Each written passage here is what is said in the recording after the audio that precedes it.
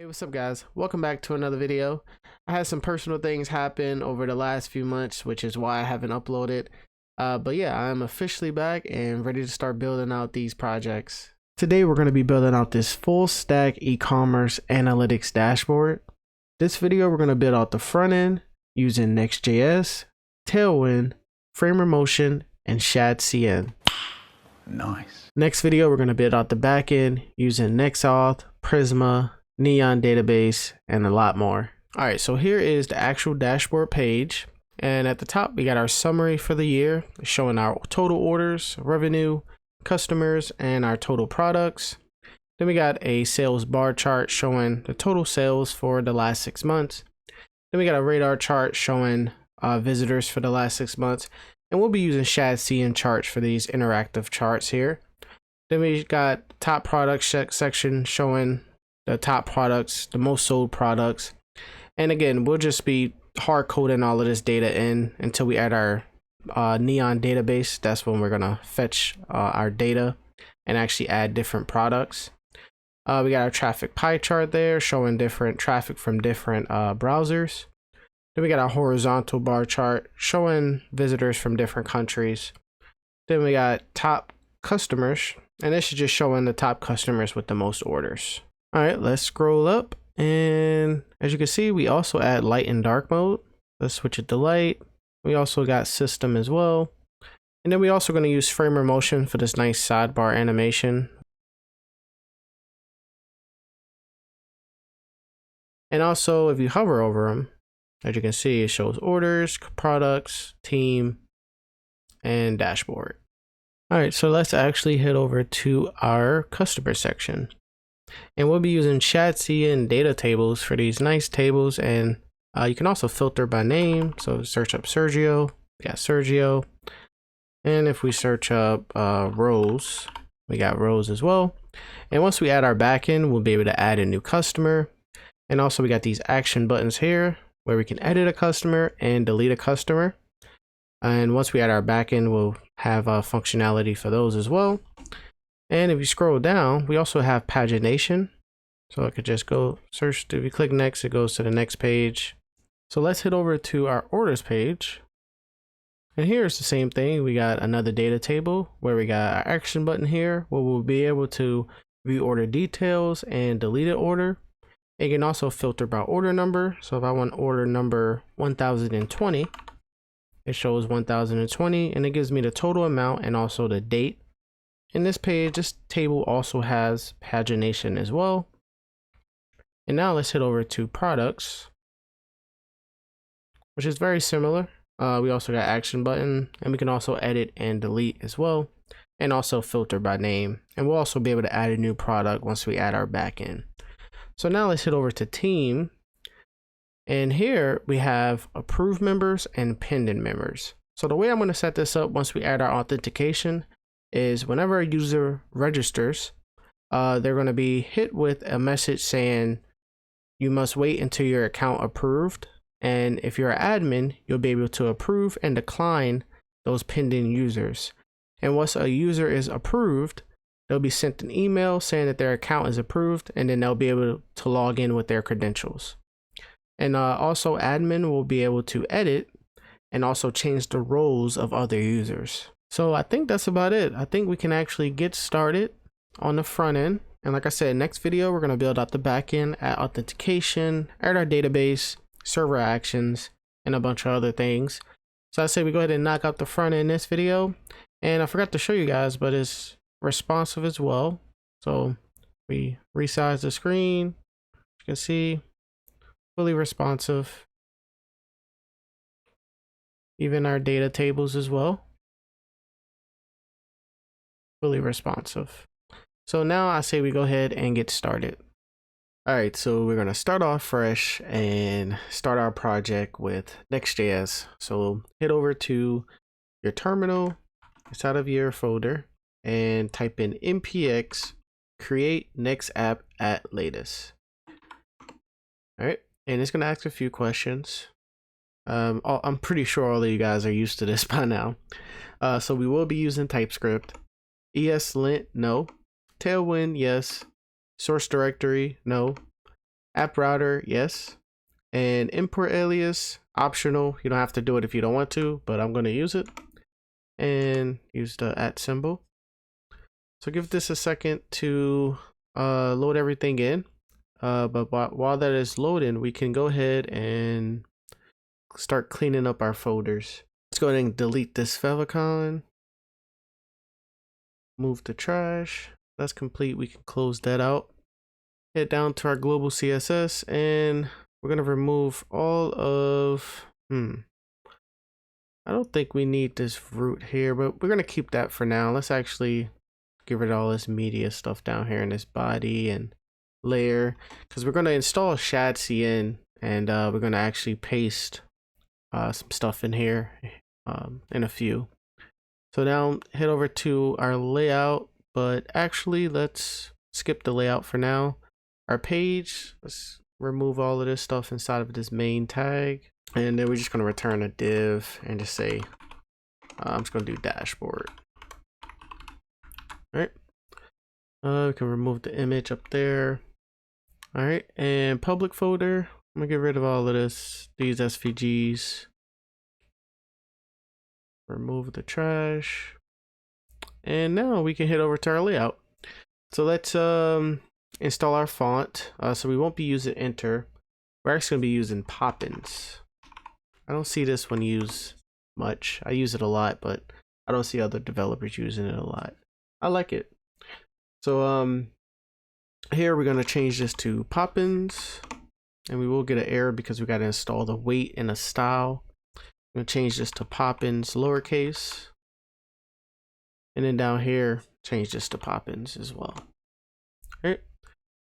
So let's go ahead and install add our weights and our style. So here after Latin, we do a comma, and then we're going to add our weight, which we'll be using 300, 400, 500, and 700. All right, our metadata we can change to what's the name of this website again? Is it Next dashboard? All right. And then for the description, we could just do e-commerce dashboard. All right. Perfect. We can actually start up our server. All right, perfect. So everything is up and running. So now I say we head over to ShadCN and get everything started with that. Before we start building out our navbar and sidebar and stuff, because we're gonna need some components with ShadCN. So head over to ShadCN and let's head over to the docs and installation, Next.js, and we don't need to install Next app at latest because we already got our project, so we can skip down to step number 2 and just copy this. I'm using npm. I really need to start using pnpm, my next project most likely. Okay, so I'm gonna keep my server running, so I'm just gonna open up a new window there, and I'm gonna paste npx ShadCN -ui at latest space init, and we can use the default slate. We can use slate css variables. We're going to say yes, and that's going to install everything. It's actually going to make a components folder for us.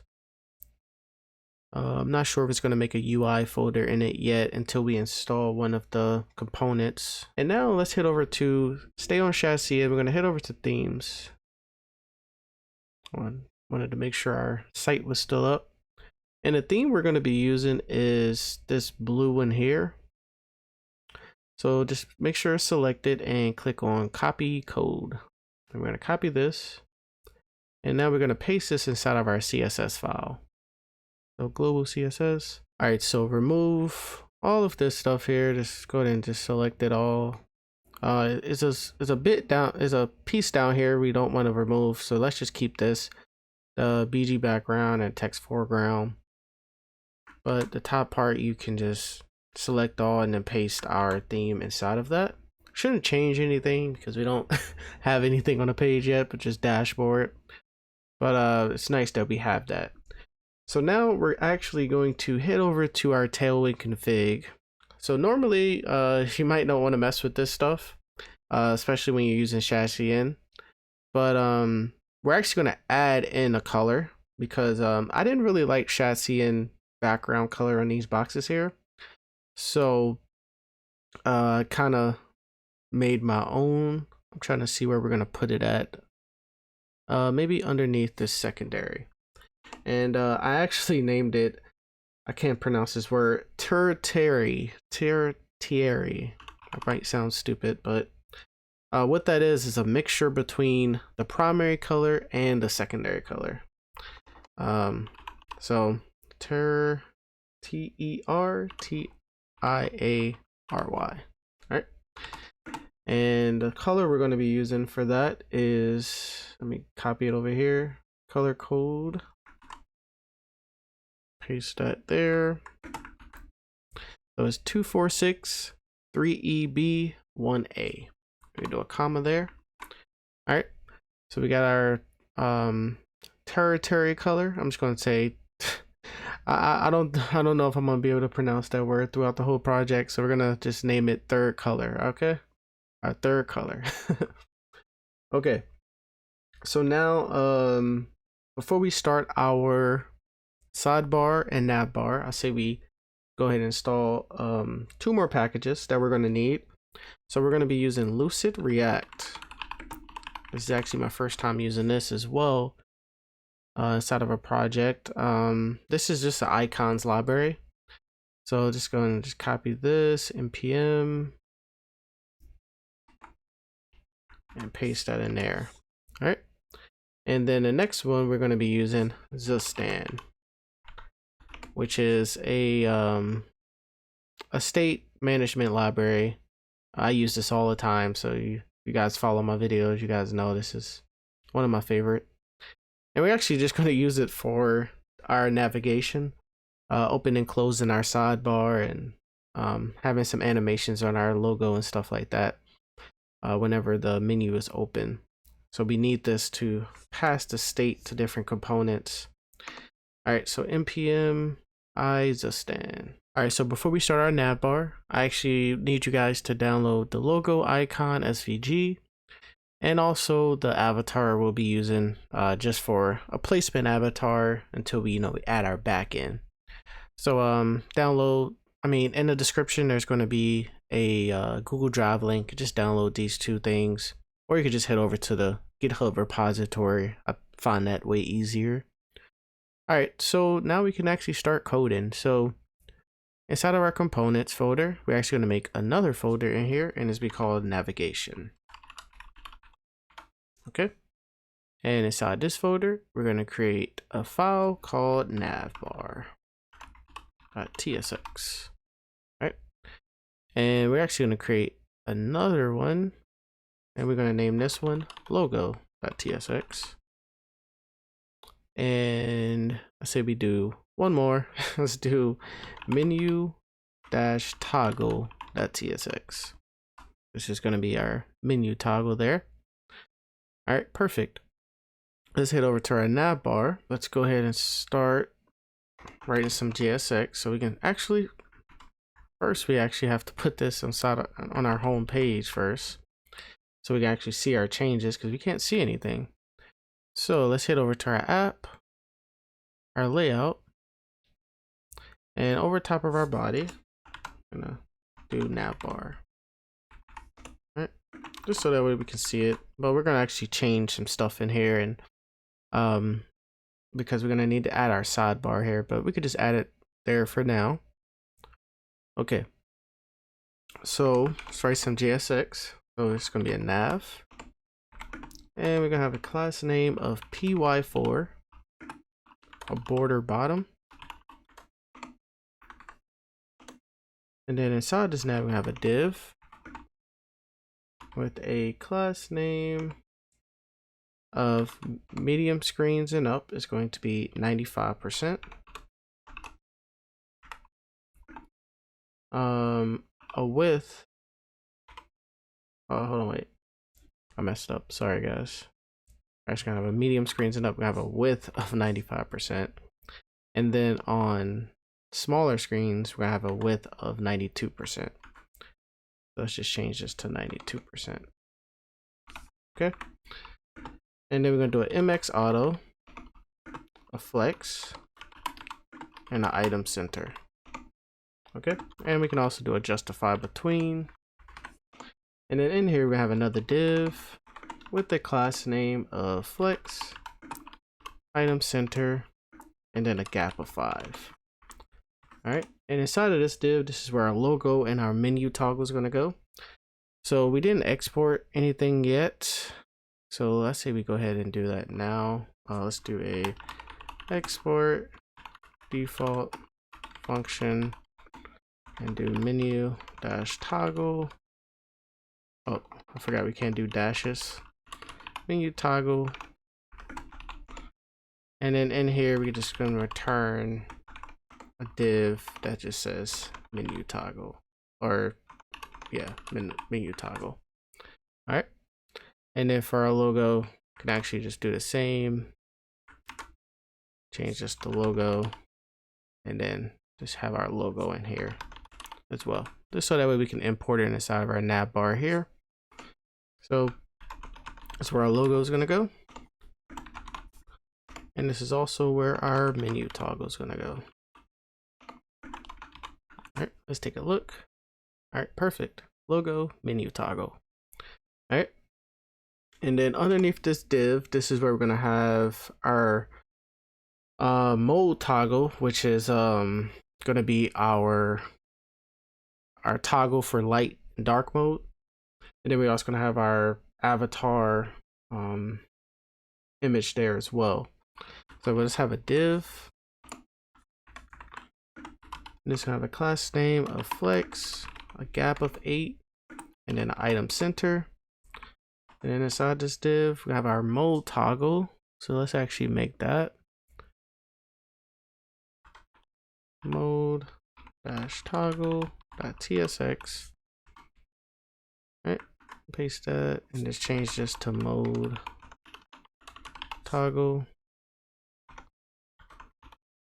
Mode toggle. And the reason why I named it mode toggle because I believe we're using ShadCN, and I believe that's what they name it on there. So that's why we named it mode toggle. Okay, so head back to our navbar. Then in here, let's go ahead and import that. Okay, take a look. So that should be over there, which is good. Underneath this mode toggle, we're gonna have a span, and it's gonna have a class name of max md. We want it to be hidden. So once it hit medium screens, it's gonna be, we shouldn't see this. And this is gonna say welcome back, Antonio. Make sure you add my name. Don't add your name, please. All right. So span, perfect. And once we add our backend, all of this is going to be getting fetched from our database. So we're just going to hard code a bunch of this stuff in, and then we just add the backend. That's how I normally do my projects. I normally do the front end and then just add a backend to it. All right, so right here we're going to have our avatar right after this, and we're actually going to head over to ShadCN for this. ShadCN. And go over to component and avatar. So we're just gonna copy this code there, npm.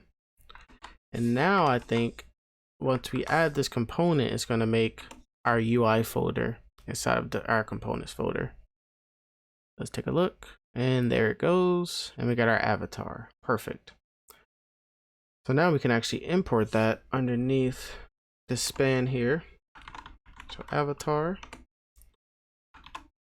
Okay, and then let me just head back over to the docs and show you guys everything. So we're using this component. It got avatar image, and this is where we put our source at. So our source would be the image inside of our public folder.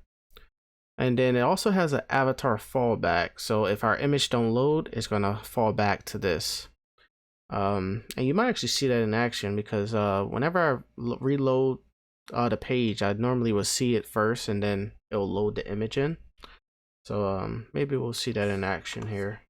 So let's do avatar image, and the source is going to be avatar dash image dot avif. Whoa, why is it so big? Okay, maybe we need to add our avatar fallback. Avatar fallback, and we could just do me, I guess. Okay. See, I don't know if you guys saw it, but you guys see it says me. Once you click refresh, you see me there. So that's the fallback. I wonder why this is actually doing this. This is weird now. Wait. Navbar avatar. Yeah. Oh. Wait. Radix React avatar. What is that? Wait. Oh. Okay. We're good. Let's see something here. Oh, okay. Yeah. We imported it from the wrong thing. I don't know why I imported that. What the hell is that? Okay. So we need to import avatar from our UI folder. Okay. And then also avatar fallback, and then also avatar image. Okay. And that should change it now. But then there we go. Perfect. Okay, so I want you guys to head over to Framer Motion, because we're actually going to install Framer Motion. I just installed it and I forgot to click record. So all you got to do is go to type in npm I framer -motion. And what this is just a animation library. I use it all the time in my projects. So if you guys watch my videos, you guys should be used to this one by now. But yeah, it's the best one out there in my opinion, and I really like using it. So let's go and close that out. And we're actually about to create our Shadcn store. So let's close out all of this stuff. That way we can start working on our logo animation once our menu is open and closed. And we're also going to have a nice animation on our menu toggle. And then we also have an animation on our sidebar. So let's go ahead and get our state situated. Let's go ahead and start and open, create a new folder. It's going to be called store. And in here, we're going to create a file called toggle menu store.tsx. Okay. All right. So I'm going to paste this code in. It's not too much code. It's only 20 lines of code. I'm about to go over it. So yeah, this is our menu store. We're importing create from Shadcn and also import and persist from our Shadcn middleware. So that way we can store the state inside of the local storage. Here we're just doing our type. So is open is Boolean. Toggle menu is just a function that's going to toggle our is open, and that's what we're doing down here. And we're just naming our store here. So it's really simple. There will be a GitHub gist in the description if you want to copy this over, or you can just pause the video and just type all of this in. It's not too much code here. Also the GitHub repository is going to have it. So yeah, this is our toggle menu store. So we can go ahead and close that out now. Okay, so now I think it is time to head over to our menu toggle, and let's start with there first, because this is going to control our whole navigation animation. Like we're going to have an animation on our logo whenever our menu toggle is clicked. And we're also going to have a little animation on our sidebar we're going to add here. And it's also going to control whether it's collapse or if it's not collapse. So I say we start here. Let's go ahead and make this a use client. And we got a few imports. We're going to import our use menu store that we just created. And then we're also going to import motion. And this is going to come from Framer Motion. And then last but not least, we're going to import two Lucid React icons, chevrons left and chevrons right.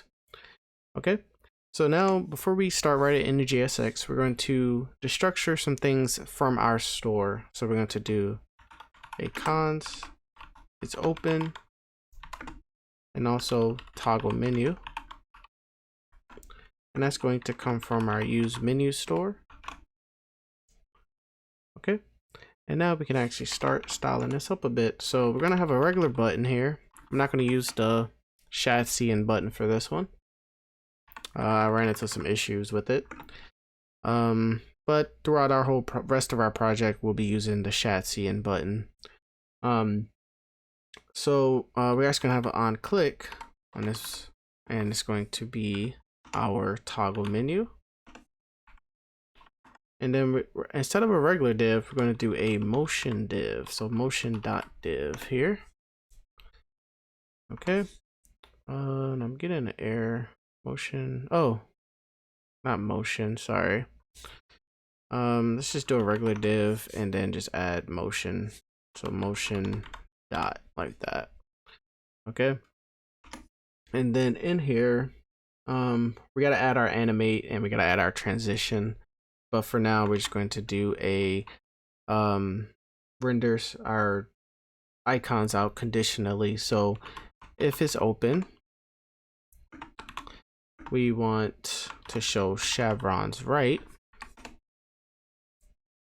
Okay. And then else, we're just going to show chevrons left. Like that. Okay. So with that, it's going to refresh. If we click, it should show left, right, because we got this toggle menu on our button there, and then we're rendering this out conditionally. And remember, our toggle menu is just toggling this is open state to true, false, true, false, true, false. So that's all it's doing. Okay, so now let's go ahead and add our animation here. So inside of our motion div, I'm actually going to head over to, I was going to head over to Framer Motion, but I think this is, we don't need the docs for this one. So whenever you add a motion dot to your div, you get access to all of this stuff. So you got animate, you got transition, you got a bunch of other things that we're gonna add to other components. But in this one, we're just gonna be using animate and transition. So you got to do double brackets, and we're gonna do rotate. Is rotate, and we're going to render this out conditionally. So if it's open, we're going to rotate it 360, else is going to be 0. Let's take a look at that right quick. As you can see it's like kind of bouncing a little bit. We don't like that, so that's where this transition is going to come in. Slow it down a bit. So wait, where are we at? Oh, sorry. Underneath here, transition,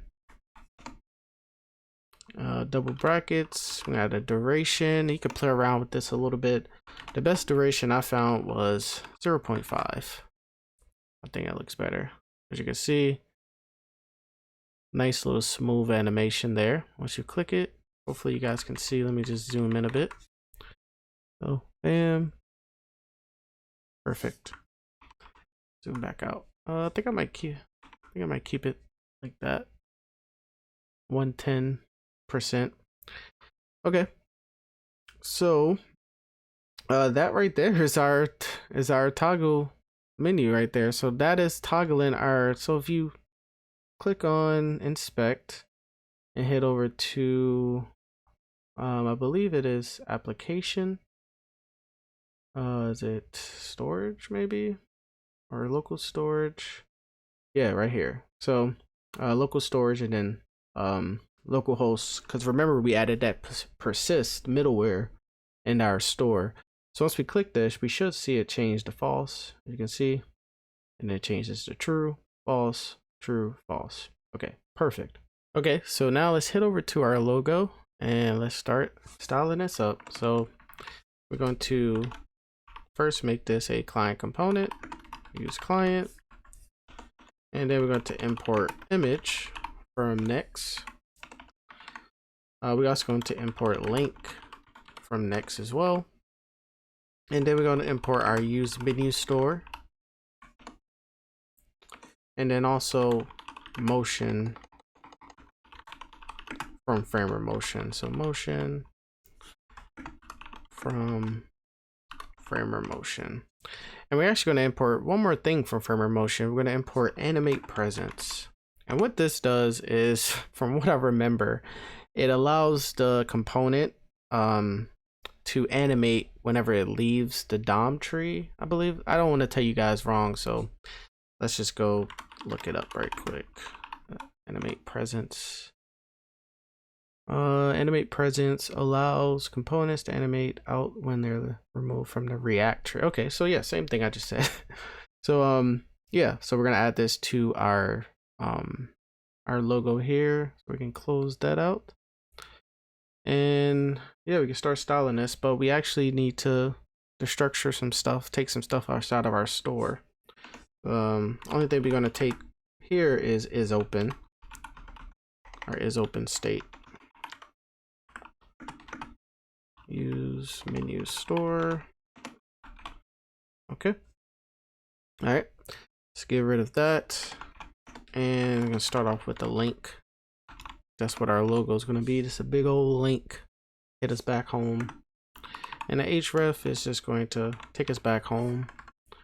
And it's also gonna have a class name of flex, item center, and a gap of 2. Okay. And we're gonna have our image in here. This is our logo, little icon. The source is going to be logo-icon.svg. Width is going to be 30. Height is going to be 30. And then the alt can just do logo icon. All right, let's take a look at that. Perfect. All right. And now this is where we start our animation, because whenever we click on this, we want to, whenever it's open, that's when we want to see Nexa dashboard. But when it closes, we don't want to see that. So, and that's why we added that animate presence, because I believe every time it closes and opens, that's when we want it like to animate. So that's why we got to add this animate presence here. So we're going to do animate presence. All right. And this actually has a prop called initial. So initial is going to be false. Okay. All right. And now we can render stuff out conditionally. So if it's not open, so open, this is where we're going to have a motion dot. You guys probably didn't notice, but you could do a motion.h1. Right? And here it's going to say Nexa dashboard. Take a look. Perfect. Item center. Make sure to wonder why that's not. Okay, let's add a class name to this h1 here. Motion.h1, we're going to have a class name of textxl. Font of semibode on max MD. We're going to have hidden. And then we're also going to do a white space, no wrap. Okay. So we're going to have initial. So our initial animation, the width is going to be 0. And then opacity is going to be 0. All right. But then when it animates, we want the width to be auto, not auto 1. Oh, I forgot, you got to put this in quotes, auto.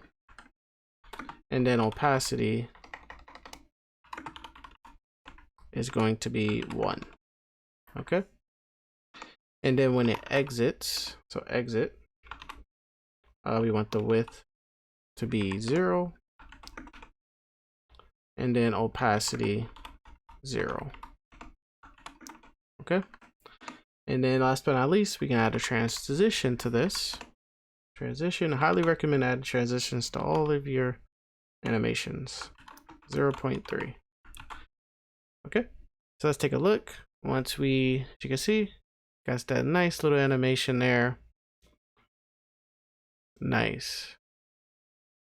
Perfect. Okay, so I think it's time to work on our light and dark mode. So head over to ShadCN. And we're going to head down to our docs. And then we're going to click on dark mode. Next.js.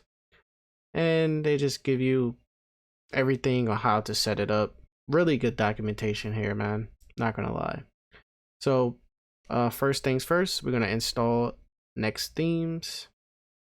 I'm going to install that, and I just installed it twice. Great. Okay. And now it says we need to create our theme provider. I'm actually not going to do it the way they said, put it inside of our components folder. I'm actually going to copy that, and I'm going to create another folder inside of our root, and it's to be called providers. And then in here, I'm going to name mine theme provider, theme-provider.tsx. Okay, and just paste that in there. So that is our theme provider. And scrolling down, we got to wrap our application up with this theme provider. So to do that, we're gonna head over to our layout, and then we're gonna import theme provider. Okay, and it's going to wrap our right inside of our body. Let's see what they do. Yep, so underneath our body here, theme provider. Copy that.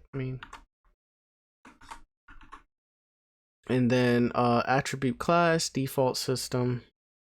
I'm gonna just copy that. That's the two that I used. Okay. And with that, you got light and dark mode.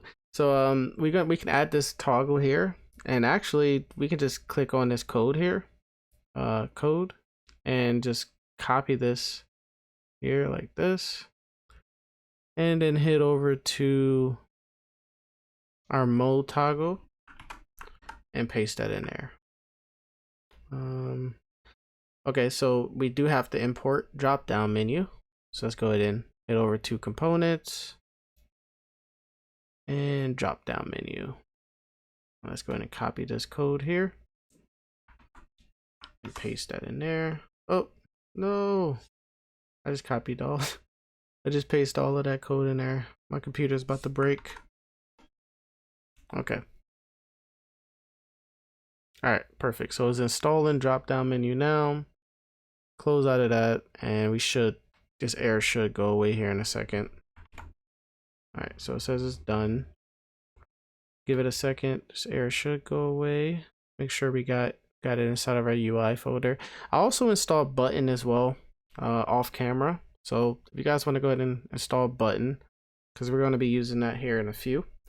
So just do npx ShadCN UI latest add button, and it should add it to the UI folder.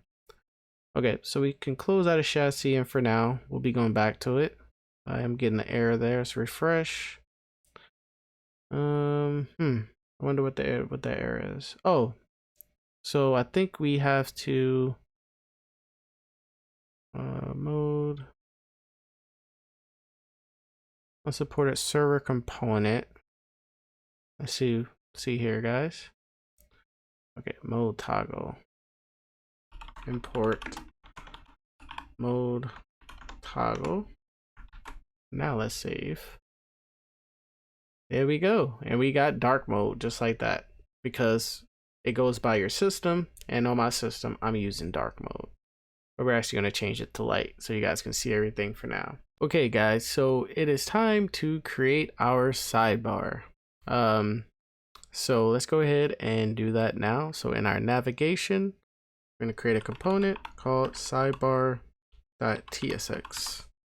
Okay, and we're actually going to create one more component in here since we're already here, and this was going to be called menu links .tsx. Okay, so let's go ahead and export default our sidebar. So export default function sidebar, and then we're just going to return for now a div. Oh, forgot the parentheses.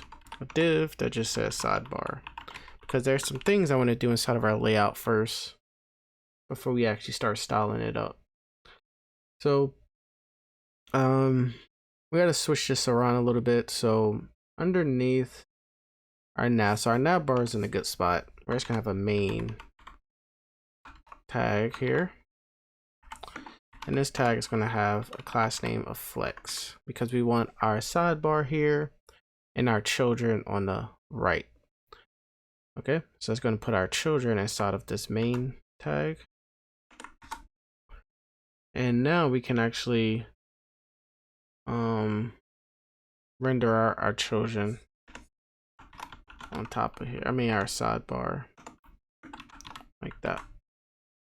Our sidebar should be right there, but I'm actually going to wrap our children in another div. We can just do like section.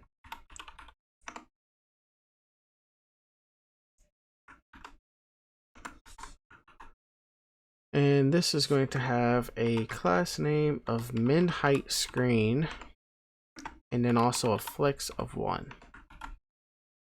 Okay. All right, perfect. So that shouldn't have changed anything. All right, so we can actually close out our layout because I think we are done for now. Once we do our backend, we're gonna flood this layout with a bunch of stuff probably. All right, so let's head over to our sidebar and let's start styling this up a bit before we head over to our menu links. So first things first, this will be a client component, and then we're going to import use menu store. We're also going to import our menu links that we didn't even make yet, so let's just skip that for now. We're going to import motion.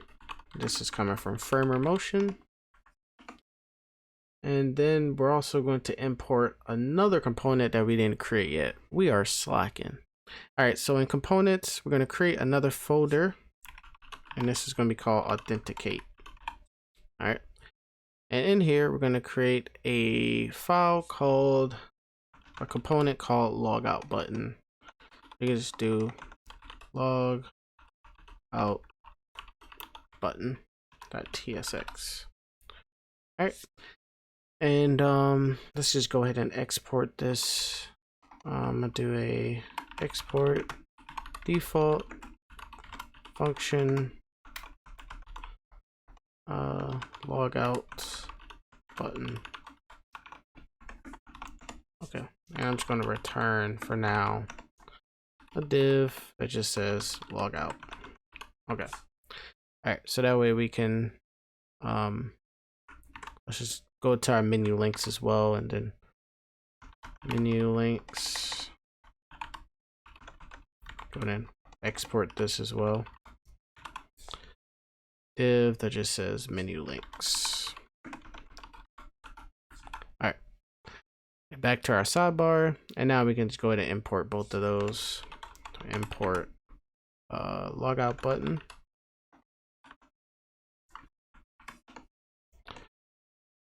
And then import menu links. Perfect. All right, so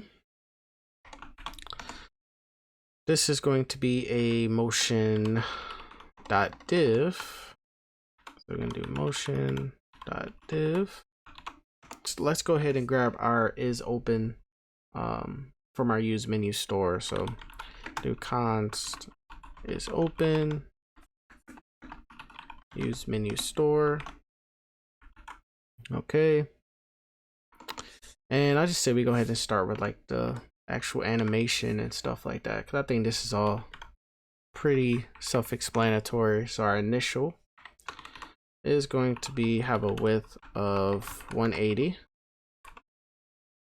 Actually, sorry, our initial is going to render out conditionally, kind of like we did, kind of how we did our logo. So if is open is true, we want it to the width to be 80,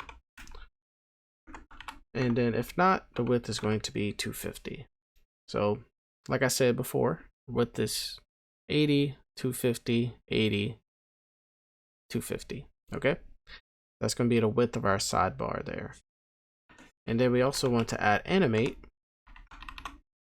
So width, it's going to also render out conditionally. So if it's open, it's going to be 80. If not, 250. Same thing. Okay. Then we're also going to have a transition, which is going to be have a duration of 0.3. And then we also have an ease of ease in and out. Okay, and now let's start with our class name here. So our class name, since we're going to render our class's name out conditionally, we're going to have to use brackets and backticks. So it's going to have a class name of sticky, a z index of 10, a top of 0, flex call, a height of screen, an item center, an overflow hidden, a py of 10, a border right, and a max MD, we want it to have a max width of 80 pixels. Okay, let's give that a save. As you can see, we see it there. So we're gonna do the $ brackets again. I'm actually gonna make some space here. So if it's open,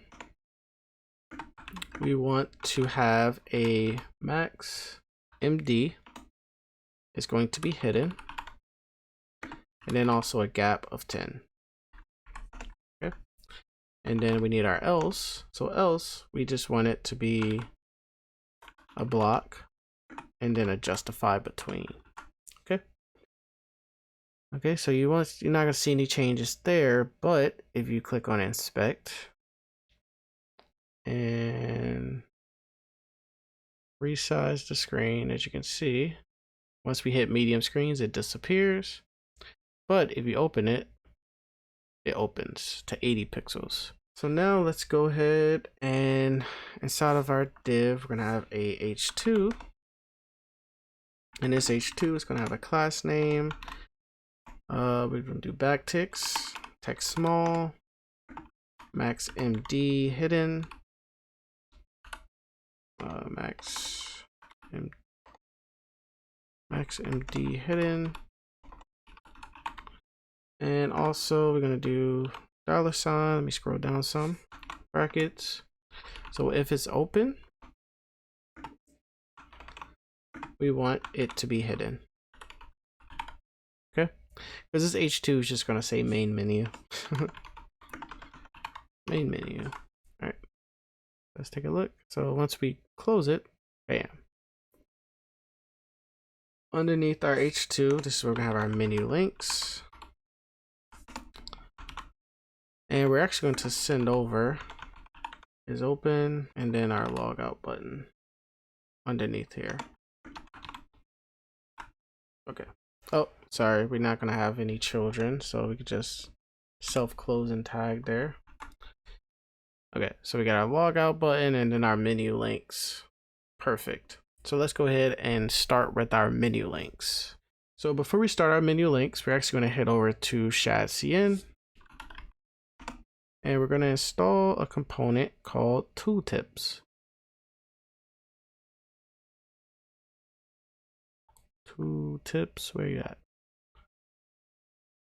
Okay, I copy that. Go ahead and close out of that, and we can actually get started. So do a use client, and then I'm going to import link from Next.js. This is the biggest component we made so far here. This is going to be the biggest.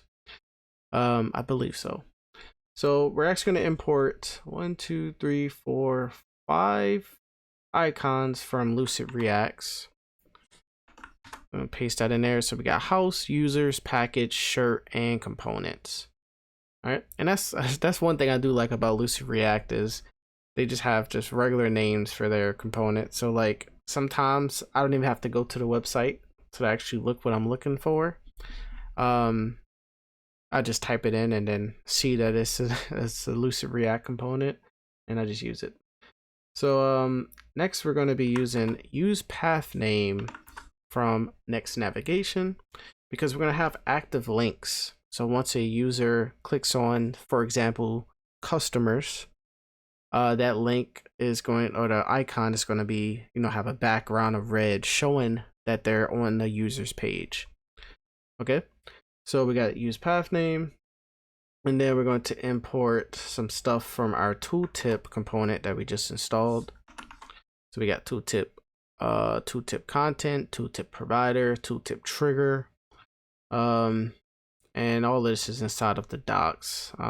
Really self-explanatory. Once you hover, as you can see, we got the tooltip. Okay, and now last but not least, we're going to import motion from Framer Motion. Okay, all right, and now we need to actually I don't know if I could just copy this over. So this is just going to be just so that way we can map through our links instead of having to rewrite everything over and over again. This is a good way to I forgot the term. Is it called dry? Don't repeat yourself. So yeah, it's a good way to not repeat yourself. So we're actually going to just map over this object here. So, or this array, sorry. So like I said, this is going to be in the GitHub gist. If you guys want to just copy this over, it's just we got an href here. We got our label, dashboard, and we got our icon, which is going to be house. Next, we got customers, users, same thing, products. Then we got our team. Not sure why this is looking like this down here. It looks a little bit confusing. Maybe I can make this look a little bit better. All right, there we go. Hopefully it wasn't, oh, it's still saved like that. Sorry guys. All right, so we got our menu items there. That's where we're gonna map through everything. And now we can actually start, I'm trying to think, maybe we don't, let's not put this inside of our component. We could have actually just made a separate file, but let's actually put it outside of our component like that. Okay. All right, so cons. So remember, we're sending over a prop from our sidebar, and we're sending over is open. We didn't really need to send this open is open. We could have just grabbed it from our store, but good way to learn how to send over props. All right, so is open, and then is open is just a boolean. Okay. All right. And first things first, we're going to do a const path name, and that's going to equal use path name. All right. Okay. So I'm trying to think of what we should do first, because this is a big component here, guys. All right. I just say instead of me doing define a variant for the animations, because this is going to have animation as well. I say we just go ahead and start writing some JSX. So first things first, we're gonna have a tooltip provider. All right. And I believe the reason why we're getting error because it needs children. Yep, children is missing. So we just need to write some stuff in here. We're gonna have a UL. This is gonna have a class name of flex call, and then a gap of 10. All right, and here now we can map through our menu links or menu items. So menu items dot map, and then we have a href label icon, which is going to be an icon. that's also coming from Lucid React. So that's for the TypeScript. So make sure you guys install that as well. So that is the icon. And now let's return. We're gonna return const. I know I messed that up somehow. Need that map. I just keep typing away. Const is active. And this is going to equal path name. Once you click dot, you get access to all of this stuff here. So you want path name dot includes. So if our path name includes our href. Okay. And our href dot length is greater than 1, or our path name triple equals our href. All right, so that's telling us if our link is active, but I'm getting a huge error here. So let me just try to figure this out here. So we got menu items dot map, and then we got our href, we got our label, we got our icon. Okay, I see what's wrong here, guys. So and then we're returning our path name. I think we just missing a return statement, maybe. Here we go. So yeah, we were just missing a return. Okay. So now let's go ahead and do our li, which is going to have a key. Don't ever forget your keys of href. And then our tooltip. We also have a tooltip trigger. Tooltip trigger. And this also has a prop called as child. And then here we're gonna have a link. Okay. And then href is going to be our href. And then in the side of this link, we're gonna have a motion.div. Okay. And then for this motion.div, this is gonna have a class name of flex, a gap of 4, an item center, a py of 1, and then a rounded of md. Okay. All right. And we're also gonna have an animate and a transition on there, but for now we could just skip that because at the top I want to add some variants. That'll make it easier. And now inside of this motion div, we're gonna have our icon. And this icon is going to be a size of 23, and then a class name of margin bottom 1. Okay, let's take a look. See if we see anything. Nice. So now we got our icons there. Okay, so we got our icon, and now we need our span. And this is what we want to render out conditionally. So like I said before, once it opens, that's when we're gonna have our like dashboard name, customer's name, order's name. But whenever we collapse the menu, that's when we're gonna have just the icon showing. And they don't look centered to me, so item center.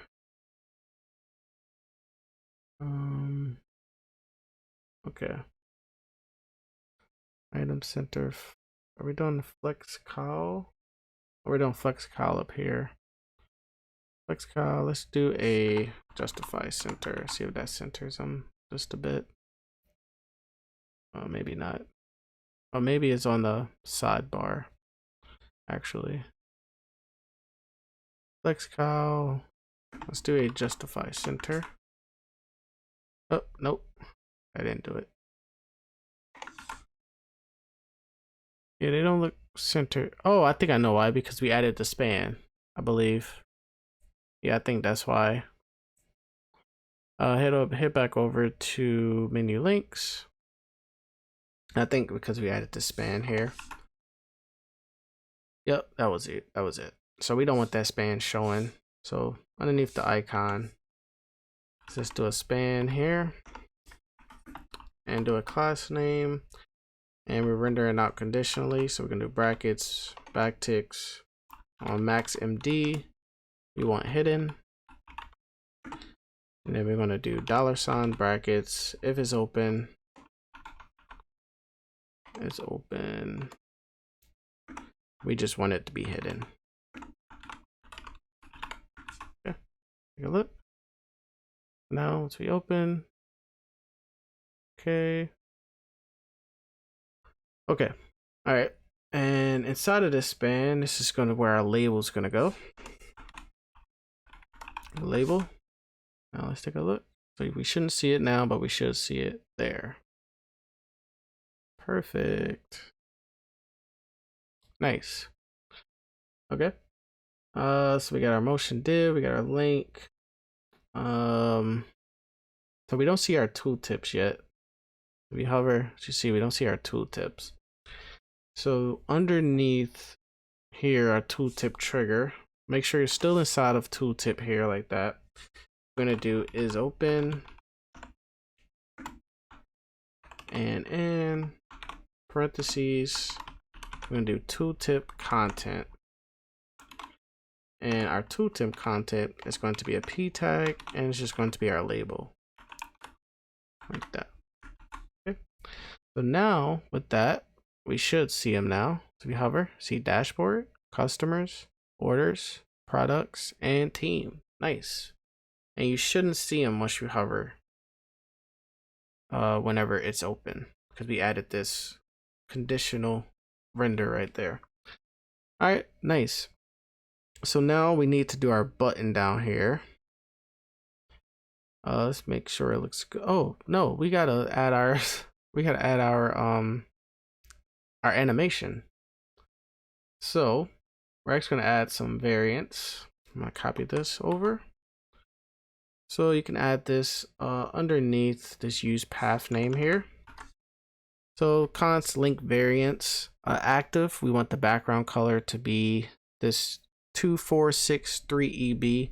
That's the same color in our theme, and then our color of the icons is going to be white, and we want the scale 1.05. So that's when it's active. Inactive, background transparent, color inherit, so it's going to inherit the parent color, and then scale is just going to go back down to just normal. Okay, so to add this animation, we're going to head down to our motion div here, and we're going to have animate, and then it's going to be is active. So if it's active, we want it to be active, show our active variants, and then if it's not, it's just going to show our inactive variants. Okay, and then we can also add our transition and duration 0.3. Variants, it's going to be link variants like that. Okay, now with that, now we should see, but that looks weird, don't it? Huh. Our motion div, we got our class name here. Flex gap of 4. Let's add a px of 4 as well. I think that's the secret sauce there. Perfect. You can see, nice. And let's make sure it looks good on dark. Nice, it looks good. It looks better on dark. I might keep it like this actually. So we should get a 404 once we click on customers. But as you can see, it does show the animation. You can see it kind of scales up a bit, and it got that little nice little smooth animation. So yeah, so that's that. That is the sidebar, guys. We forgot to do the logout button. Let's go do that right quick. So we're going to import button from our UI. So remember I said install button from ShadCN. And then we're also going to import link from Next. And then also import our use menu store as well. And then also we're going to import logout from Lucid React, which is a icon. All right, so let's go ahead and grab our is open from our store. And it's going to write some JSX. So it's going to have to be a div with the button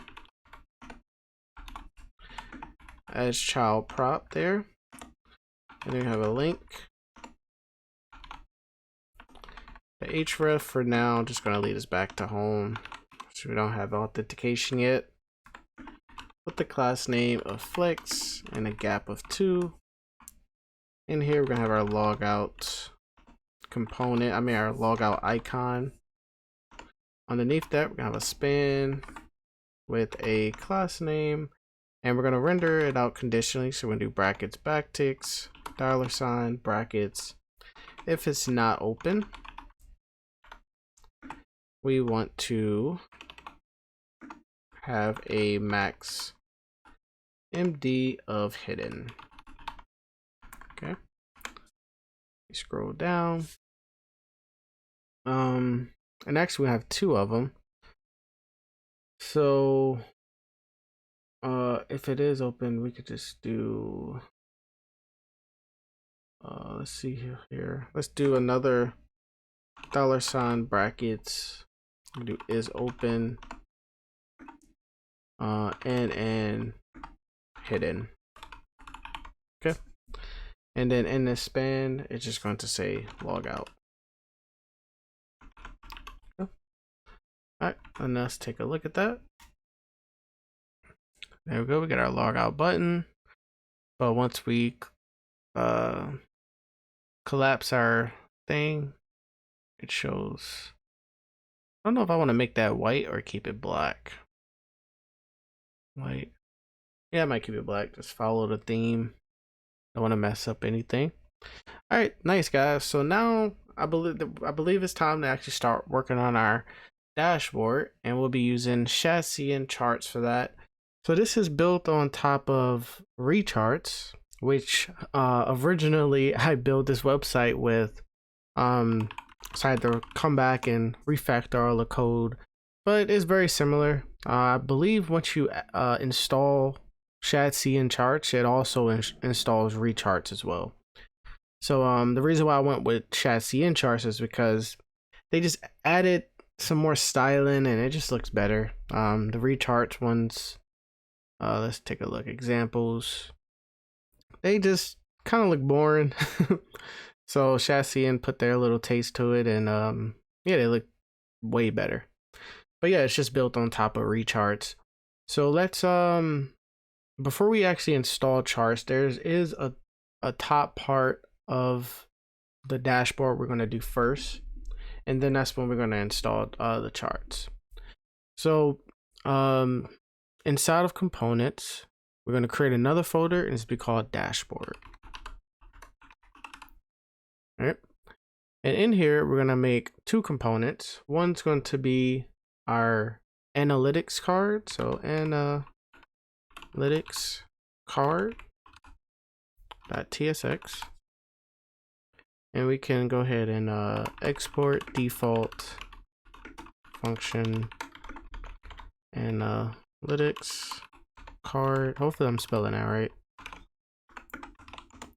Okay, and we could just return a card, I guess. Well, not a card, let's just return a div that just says card. All right, for now.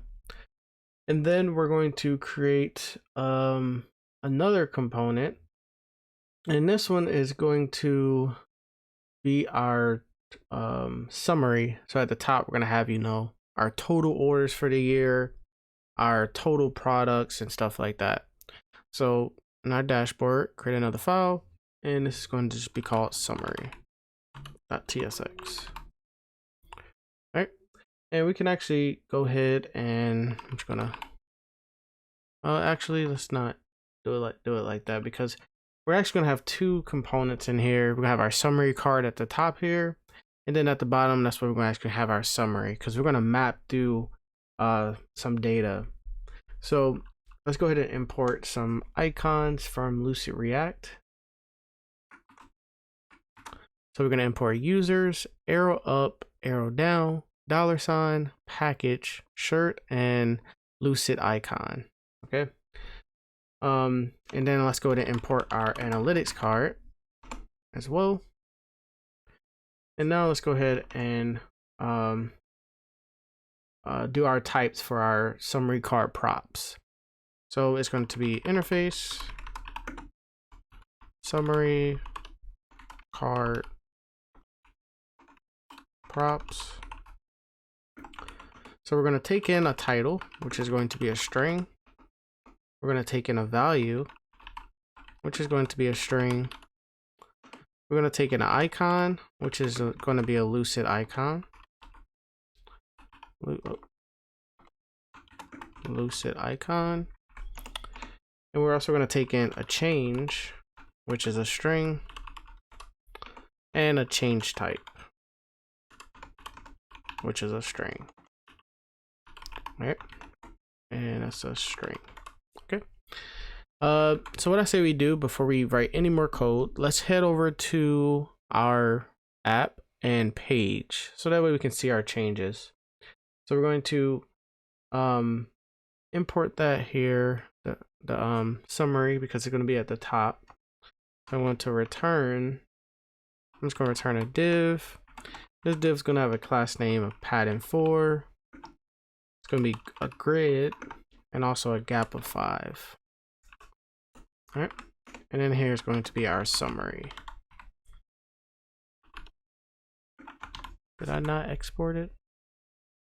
Oh, I didn't even export it yet. So down here we can just export it right quick. Just do it RAFE, because it's going to be all the way down here. I'm just going to uppercase this. Okay, and now let's head back over to page and let's import this now. Now we should be able to see our changes. So we got summary there. Perfect. And I'm zoomed in a little bit, so yours might not look this close. I'm on plus 125%, just so you guys can see a little bit better. All right, so head back over to our summary. And right underneath the summary card props, we're going to have our summary card. So we got our title, we got our value, we got an icon, which is an icon. You can import that from Lucid React if you want. We got change, and we also got change type. Okay. And we should be getting errors because we haven't used them yet. Did you find? Wait, change type. Oh, okay. It's because we didn't even do our arrow function yet. Okay, we got change type there, and that's a string. All the structure elements are unused. Okay. Oh, we forgot the E here. That's why. All right, perfect. So we're just going to return a div for now, and in here we could just do a div of just summary card, I guess, for now. All right, so let's head down here to our summary, and there's some data. There's going to be a GitHub gist in the description. You can just head over and just copy this data over. It's just hard-coded data. Let's just go over it right quick. So we got our summary data. So the title for this one is orders. The value is 1,342. Icon is going to be a package icon. Change, we're going to have plus 30% since last year. And the change type is increase. And then we got 3 more. So these are those four little boxes at the top. All right, so let's actually write some JSX, and that way we can start seeing some changes. So let's just start out with a div, and we have a class name of grid. On Excel screens, we're gonna have a grid cal4. Grid cal4. On medium screens and up, we're gonna have a grid cal 2. And then we also have a gap of 10 and also a margin bottom of 3. Okay. And then in here, we're gonna map through our summary data. So we're gonna have summary data dot map. Then we're taking in a data and also an index. And then we are returning JSX, so you could do parentheses instead of a bracket there. And then we're going to return a summary card. Okay. And in here, we're going to have a key, which is going to be an index. We have a title, which is going to be our data. So once we click a dot, we should get our autocompletes. So there we go. We got a data.title. And then our value is going to be a data.value. And then our icon is going to be data.icon. And then so forth and so forth. So we got change, which is data.change. And then we also got change type, sorry, which is same thing, our data.change type. Okay, let's see. We should just see. Okay, so yeah, we don't see anything because I think we just returned just a summary card here. But if we have a div and then do brackets and just return title there, we should see our four titles, if I'm not mistaken. Let's see. Instead of returning, I had brackets here. I had the brackets like this wrap in our div. So you want to just, whenever you're returning JSX, you want to make sure it's in parentheses. So in this case, since we're just returning this div, you don't even have to put the parentheses. But if we was returning more JSX, then you would want to put the parentheses there, which we will in a second. Or you can also put the little return thing as well. But we see our titles there, which is good. And then if I zoom out, sorry about that car out there. As you can see, it goes to grid cows 4 and also go to grid cows 2. I'm going to zoom out a bit. Hopefully you guys can see that. So it can just be grid cows 4. And then I'm actually going to hit down because now we're going to actually work on our analytics card before we finish up our summary card.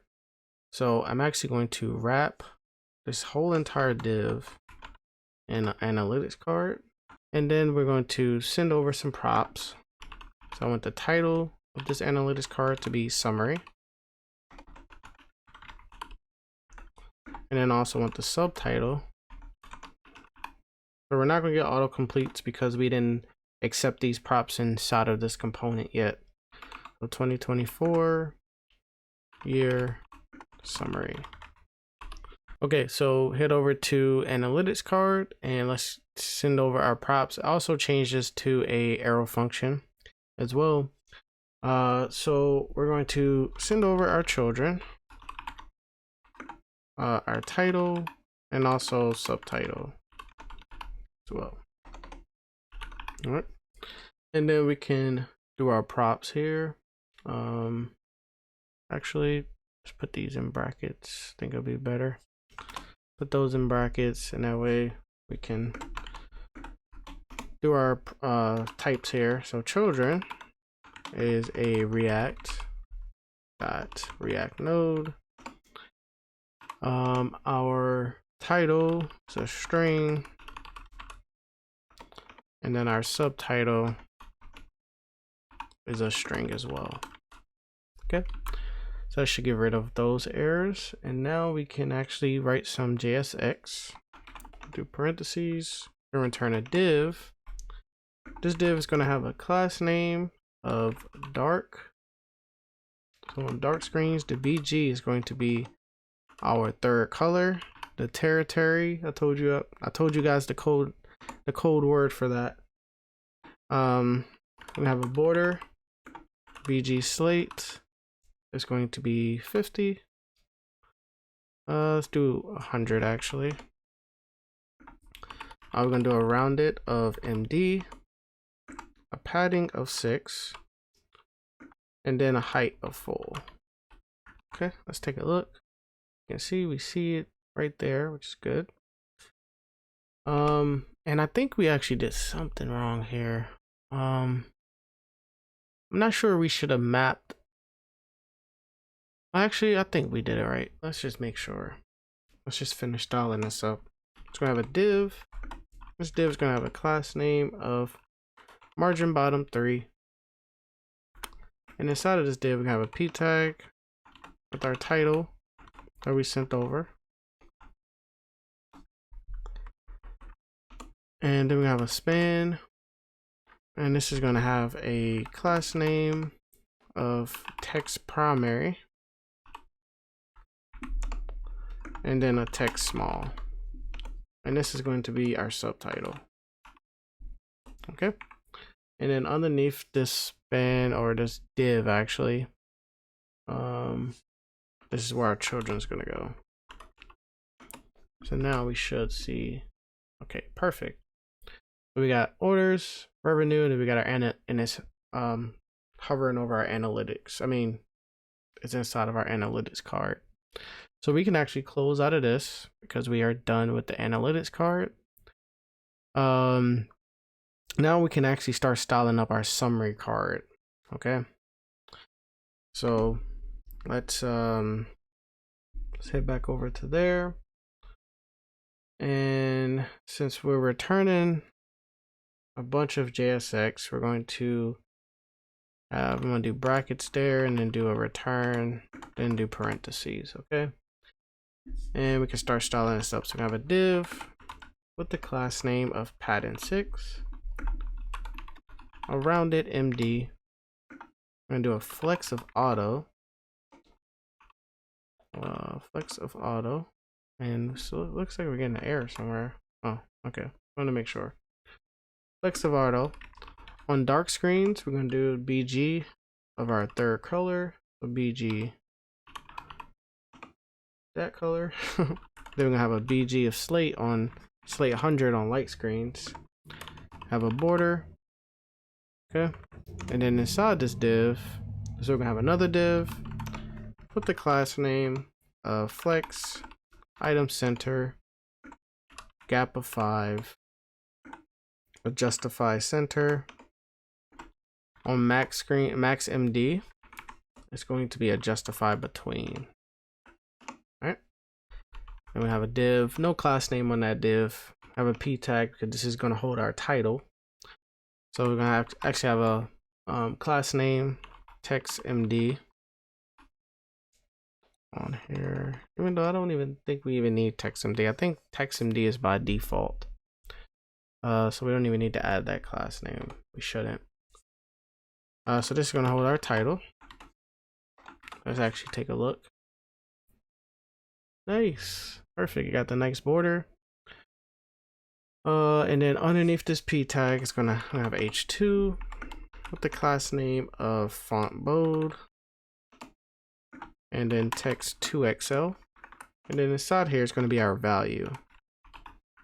Okay. We got our values. We got orders, revenue, customers, and products. Perfect. All right. So outside of that div, we're actually gonna have another div, no class name on it, but it's just gonna hold our icon. So we'll have icon,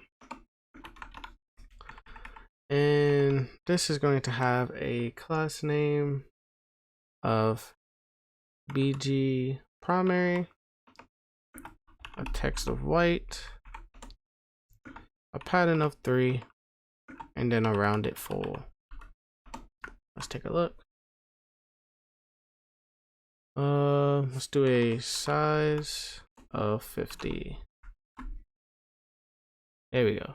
So you gotta add a size. All right, nice. Okay, so outside, so 2 closing divs now. This is where we're gonna have another div, and this is gonna hold our change and change type. That little, it's a nice little thing just showing, you know, the changes from last year. It's gonna be like plus 30% from last year, you know. So, and it just goes off our data. So this one says plus 30% since last year, negative 80% since last year. and I got our change type decrease. So here let's have a div, and we have a class name, but we're gonna render some stuff out conditionally. So let's make sure we do brackets, backticks, and it's going to add our flex, a gap of 1, and a margin top 2. All right, and then after this, we're going to have we're going to do a $, brackets, and change type. Our change type triple equals to increase. So if it triple equals to increase, we're going to return our arrow up icon. Okay, and then else we're going to actually, sorry about that, let's fix this a bit. So if a triple equals to increase, we're going to have the text green 500. Okay, and then else we're gonna have text red 500. Okay, and then after this, we can also do up here, we can do a medium screens. This was going to be justify center as well. All right, so we shouldn't see anything because we didn't actually add our change in there. It's going to be inside of a span. So so that's inside of this div here. So now we're actually going to inside of this div, we're going to do brackets, do change type triple equals to increase. This is where we want to return our arrow up. Okay, and then else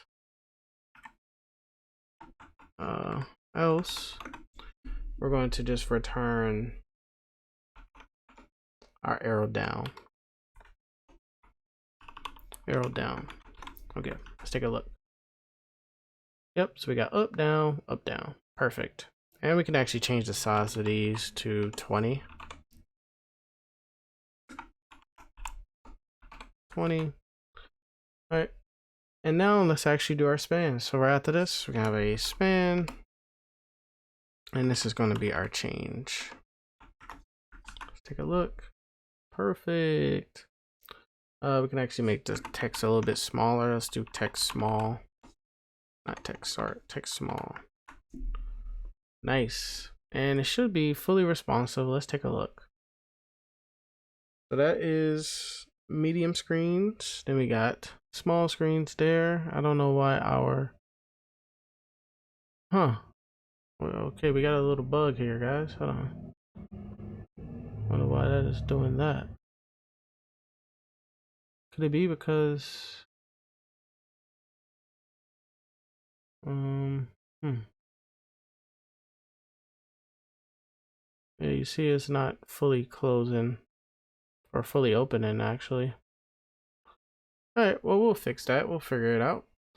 So yeah, that is the summary section. So now we're going to actually work on the bar chart, the bar graph, and all of that stuff. And we're also going to figure out this bug of why it's showing like that. That's a little weird. Let's take a look right quick. Yeah, see, it's not supposed. It's supposed to be fully. Oh, this is probably just a class name we forgot to put on, but we'll figure it out. But it's coming along really good. So let's go ahead and work on the other charts. Okay, so that little bug, where the sidebar isn't closing whenever we hit mobile screens, it was all on my mistake. I added 3Ds here. I'm sure you guys probably spelled it right. So that should fix that. And now it's actually time to start our charts or our graphs. We're gonna have a bar graph right here, and then we're gonna have a radar graph over here. So let's head over to ShadCN Charts. And before we actually choose which one we're going to use, let's go to components and then head down to chart. All right. And now it's going to give us a command to install it. I'm gonna copy this, npm, open up my terminal. I'm gonna open up a new window and paste that in there, and that's gonna add our charts in. I don't think we have to add the CSS code, but actually we should. Let's see what happens if we do. So it says add this to your CSS. So let's head over to global CSS and maybe down here, paste that in there just to see what happens. And close out of that, and now we can head over to charts. Like I said, we're gonna have a bar chart first. So here we go right here. This is the bar chart we're gonna use. So we can just view code, and it shouldn't take too long because a lot of this is copy and pasting the charts in and just changing up some of the data, and some of the stuff I didn't use, like I didn't use their card. We used our analytics card, so we don't really need that right now. We do use ShadCN card in another component, so we are going to need to install that. So, but we'll do that a little bit later. All right, so we're going to copy that code, head over to our dashboard components folder, and we're going to make a new file, and this is going to be called bar chart. So let me make sure I got it open there. So bar dash chart.tsx. All right, and we can just do a export default, or we could just do a const bar chart. Actually, I think I named it bar graph because has some issues with the name in there. So let's do bar graph, and just do an arrow function. All right, and then for now, actually, I don't even know why I did this. We're just gotta copy and paste it there. Okay, so we got export function component. We're actually gonna change this to bar graph. Okay, and so there is some stuff that I do want to change. So we can get rid of this trending up. Well, let's take a look at it first. So let's head over to our page, and here underneath our summary, we're gonna have a div, and this div is gonna have a class name of grid, class name grid. On large screens and up, it's gonna have a grid cal2, and then a gap of 10. All right, and in here is going to be our bar graph and our pie graph. So let's go ahead and put bar graph for now. And now let's take a look at that. Give us a refresh. Perfect. All right, so there's some stuff we're going to change. We can get rid of the trending up here. We're not going to need that. We can actually get rid of the whole entire card imports, because we're not going to need those as well. And the data can stay the same. Can keep all that the same. So for the chart config, we're actually going to change the color of, so we're going to get an error, so you can just ignore that for now. For the chart config, we're going to change the color of the desktop to our primary color, which is that. And then our second mobile one is going to be our secondary color, which is that there. Okay, so 2463EB and 5DA3F4. All right, and as you can see, we're getting a bunch of errors down here. So we want to get rid of all of this card stuff here. Card, everything that just says card. Keep the chart container, the card footer, card, trending up. We can get rid of that. Yeah, all of this stuff in this card footer we can get rid of. Card content, and now we should be left with just our bar chart. Let's take a look. Perfect. So now we're actually going to put this inside of our analytics card. So we're going to wrap this up. Analytics card. All right. And remember, this takes 2 props. Actually, it takes 3. It takes children, subtitle and title. So let's do title is going to be sales bar chart, and then our subtitle is going to be showing mobile and desktop sales. All right, now let's take a look. Nice, perfect. So now that's it for our bar chart. Feel free to, you can follow this same method that I just did with the analytics card. Get rid of the card component that ShadCN installs. Make sure you add our colors, and you can you don't have to add the same ones that I add. You can actually switch it up. But next we're actually going to add a radar graph. So let's go do that now.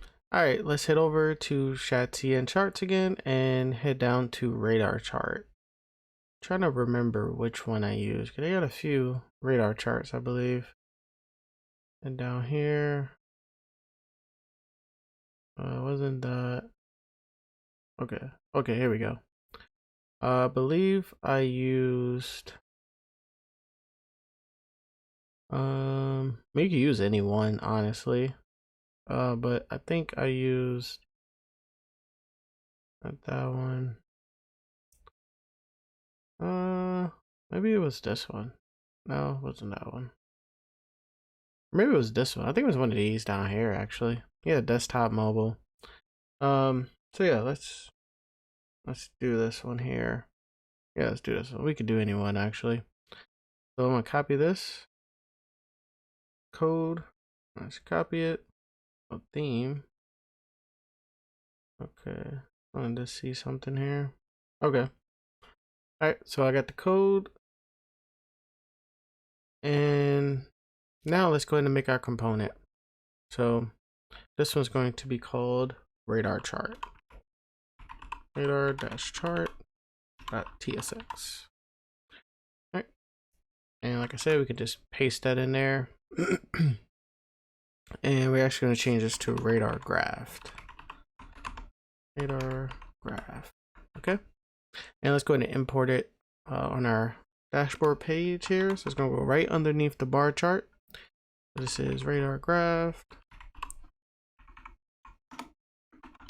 All right, let's take a look. It should show up right there. Let's give it a refresh.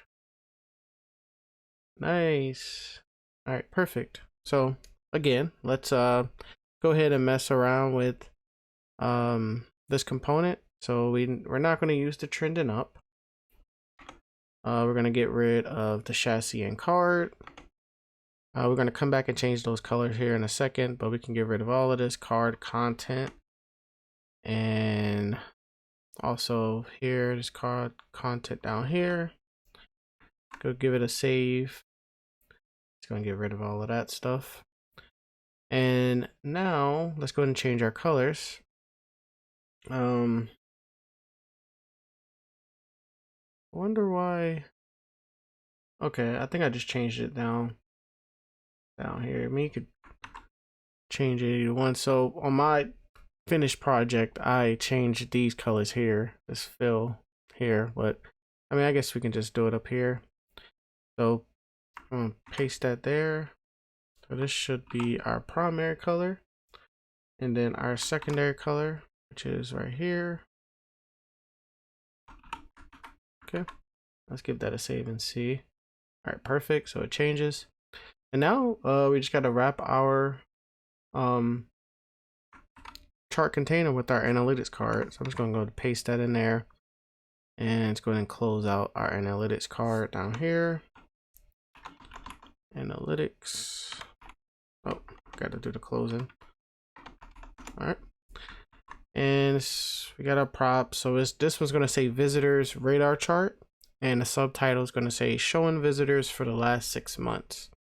And we also have to import it. So import analytics card. All right.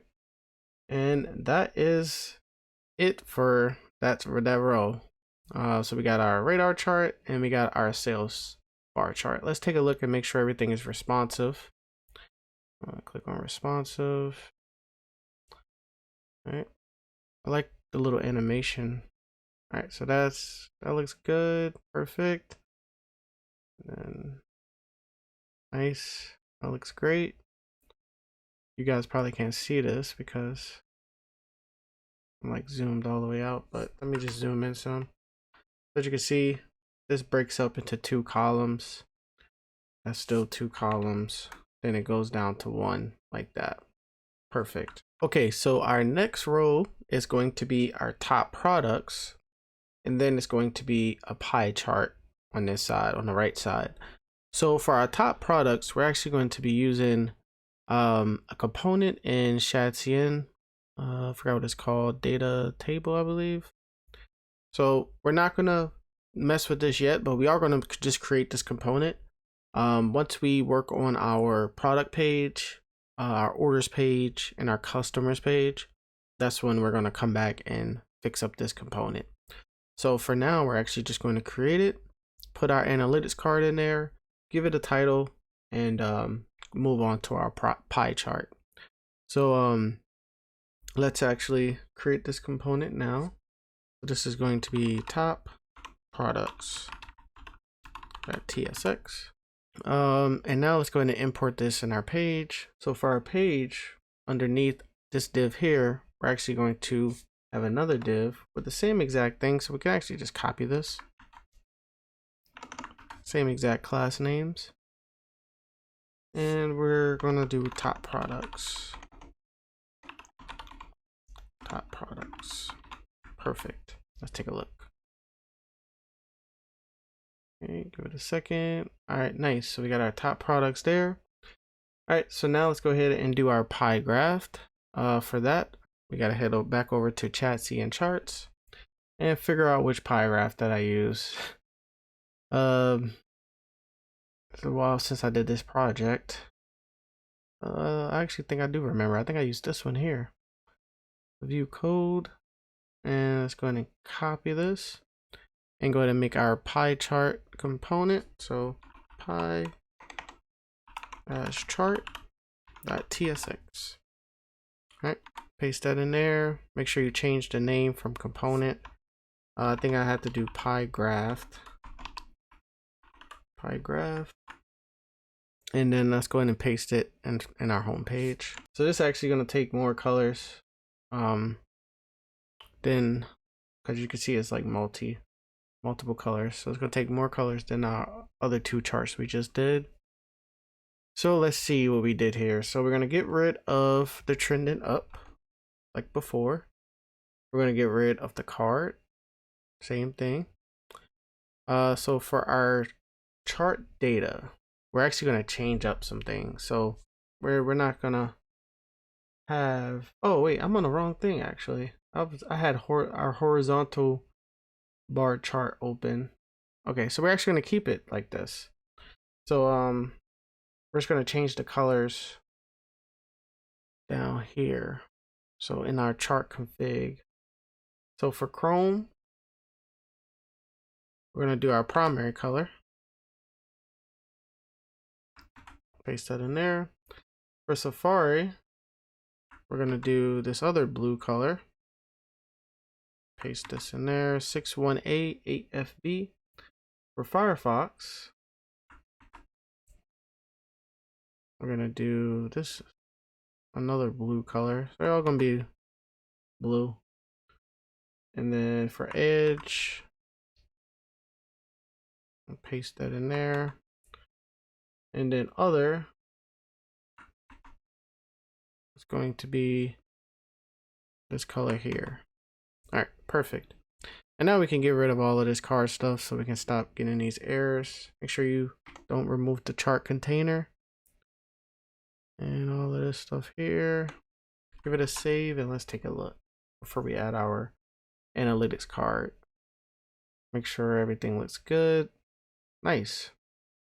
There's actually one thing we forgot to do in the other components as well, but we're gonna fix that here after we add this analytics card. So let's go ahead and import our analytics card. Analytics card. And over top of our chart container, it's going to be analytics card, and the title is going to be traffic pie chart. Subtitle is going to be showing visitors from different browsers. That's going to close out our analytics card there. Give that a save. Perfect.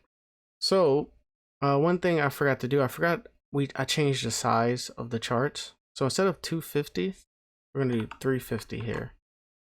Okay, make it a little bit bigger. And I think I did that in other components as well. So radar chart, I think I did 350 here as well. So for our bar chart, it's not showing the class name of MX Arlo, aspect, square, and a max height of 350. But in the finished code, I must have added it. So we're actually gonna add that here, and let's see what happens, see how it looks. Perfect. Yeah, that looks way better. That's why I added it. Okay, so nice. Now it's time to move on to our horizontal bar chart, which is going to be down here underneath our top products. And then it's going to be our top customers. Let's head over to our dashboard components, and we're going to make two components. The first one's going to be top customers.tsx. And we can actually just copy over our top products one, paste it in here, and just switch the name to top customers like that. And change this to top customers. And showing, I don't know, what did I put? Showing top customers for now. Pretty sure I wrote something better than that. All right, and now it's time for our horizontal bar chart. And this should be the last chart we get from here. Think I used, where did I use? Hold on, let's find it. No, it's not that. Let's see. Gotta be one of these. Maybe it was this one.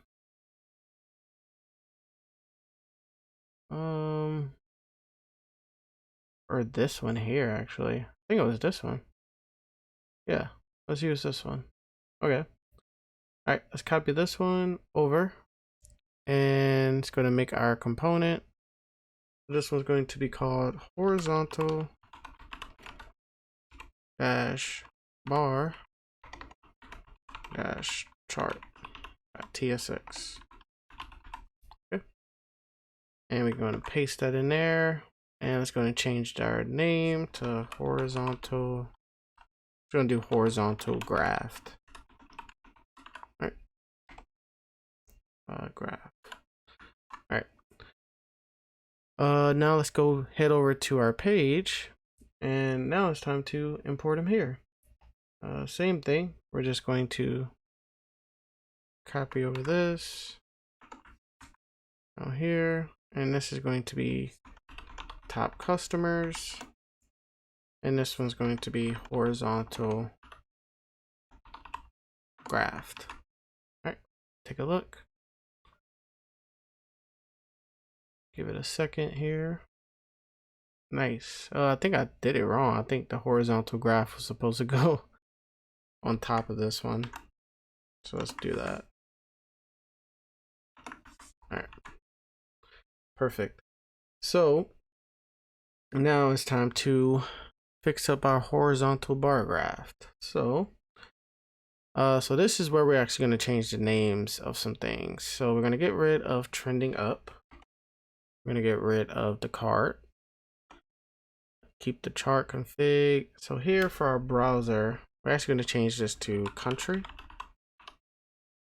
And we're going to change this to USA. Visitors, you can keep the visitors the same.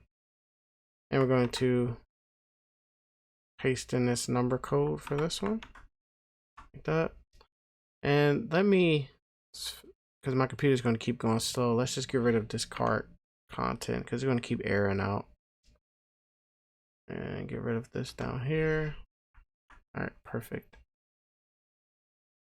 All right, so we got, where is it?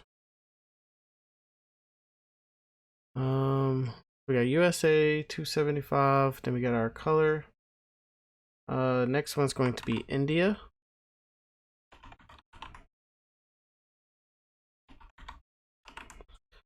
And it's going to be a country. Visitors can stay the same, and we're gonna fill it with that. All right, and we can. I'm actually just gonna copy over these, make it a little bit faster. Next is gonna be China with that color code. Next is gonna be Cuba, that color code, and the next one's going to be Brazil. That one there. All right. So for our label, we can actually get rid of all of the colors here. I'm just going to copy this over here. It'll be a little bit faster. All right, get rid of all of this. And we're just going to switch it out for visitors. Label visitors USA, labels USA, India, label India, China, Cuba, and Brazil. All right. So it says undefined because I think we have to do some stuff inside of our actual chart. So we got our chart config. So data is going to come from the chart data. Okay. And let's see here. Let's give it a refresh and see if it loads everything now. All right, still showing undefined. Okay, data key. Maybe there's something down here.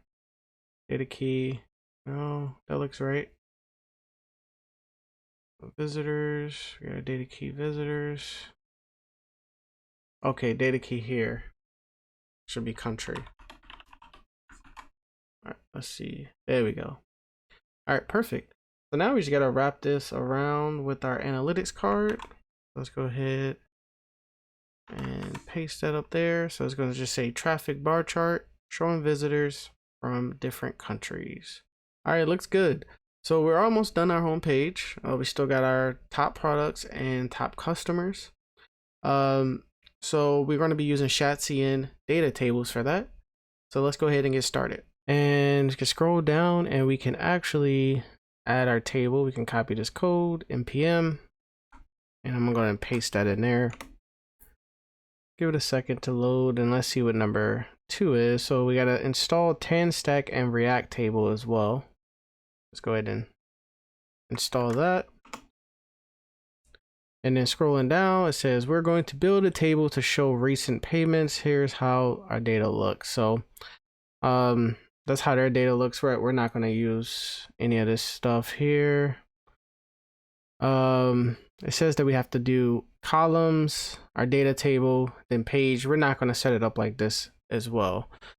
So let me see where they put our data table. Did they put it inside of our... So we're gonna add our data table to our UI folder.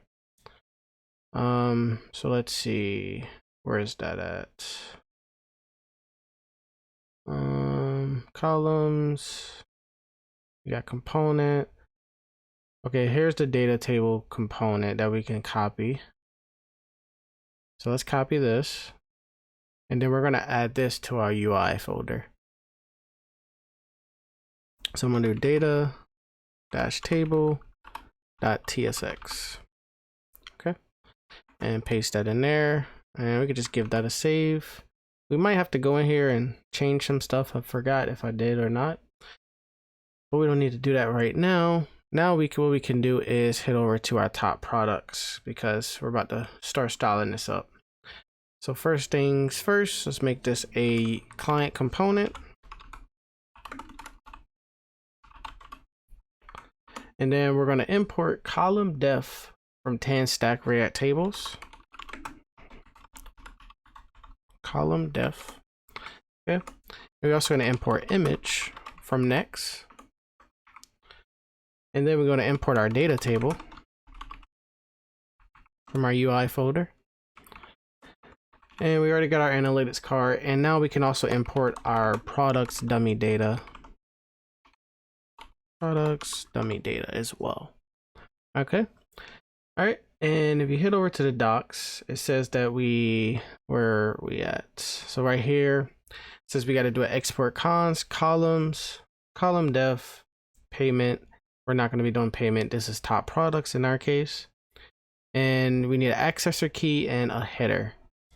So first let's define our types. So at the top here, I'm going to paste that there. So we got top products. And if you head over to our data, it's just we're just defining our data. So we got an ID, which is a number, name string, price number, image string, and revenue number. Top products. Okay, and that's what we got here. And now we need to do our columns. So we're gonna do a export. Actually, we could just probably just copy over this here and to just change it up. Let's copy this, paste it there, and this is going to be top products. That, and I'm actually going to change this to top products columns. Okay, sorry about that noise. My phone just went off. Let me actually put it on silent. Okay, all right. So we need to change our accessor key and our header. So the top one is going to be name, and the header is going to be name. Next one is going to be revenue, and the header is going to be revenue. The third one's going to be image, and the header is going to be image. So you're probably wondering, how do we generate the image inside of this data table? So if you head over to the docs under cell formatting, here we can add this cell right here, and we can actually return like JSX. And in this case, I believe they're just formatting the price. Or they're formatting the amount. So we can actually do something like that for our image. So underneath header, we can do cell, and we should get that autocomplete. We're gonna do parentheses, brackets, and we're gonna do row. And then we're gonna return whatever we want in here. So in this case, we first have to get the value of our image. So we're gonna do a const image URL, and then we're gonna do row. And once you click dot, you should get some autocompletes. So we're gonna do row.getValue. Okay, and we're getting the value of the image. Okay, all right, and now we can do our return. So we can do return, and here we can write JSX. So we're going to return an image tag from Next, and the source is going to be image URL,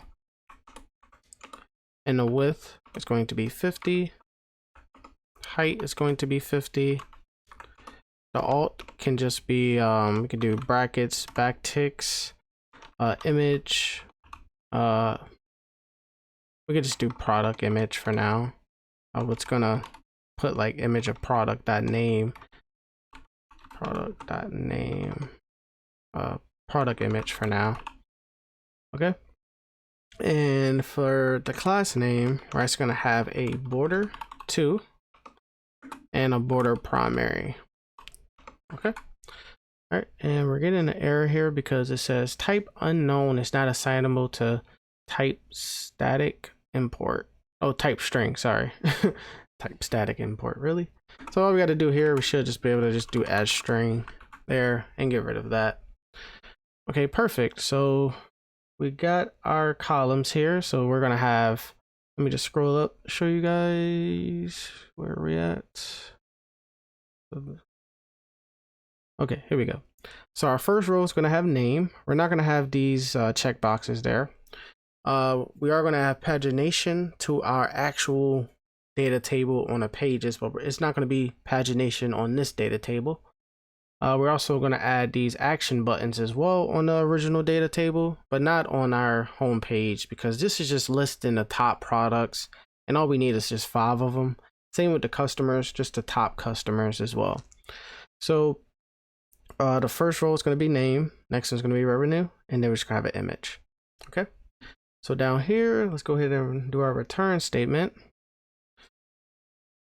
So I want the products to show like the most sold let's see our data here. So our revenue, so here we go. So our revenue is here.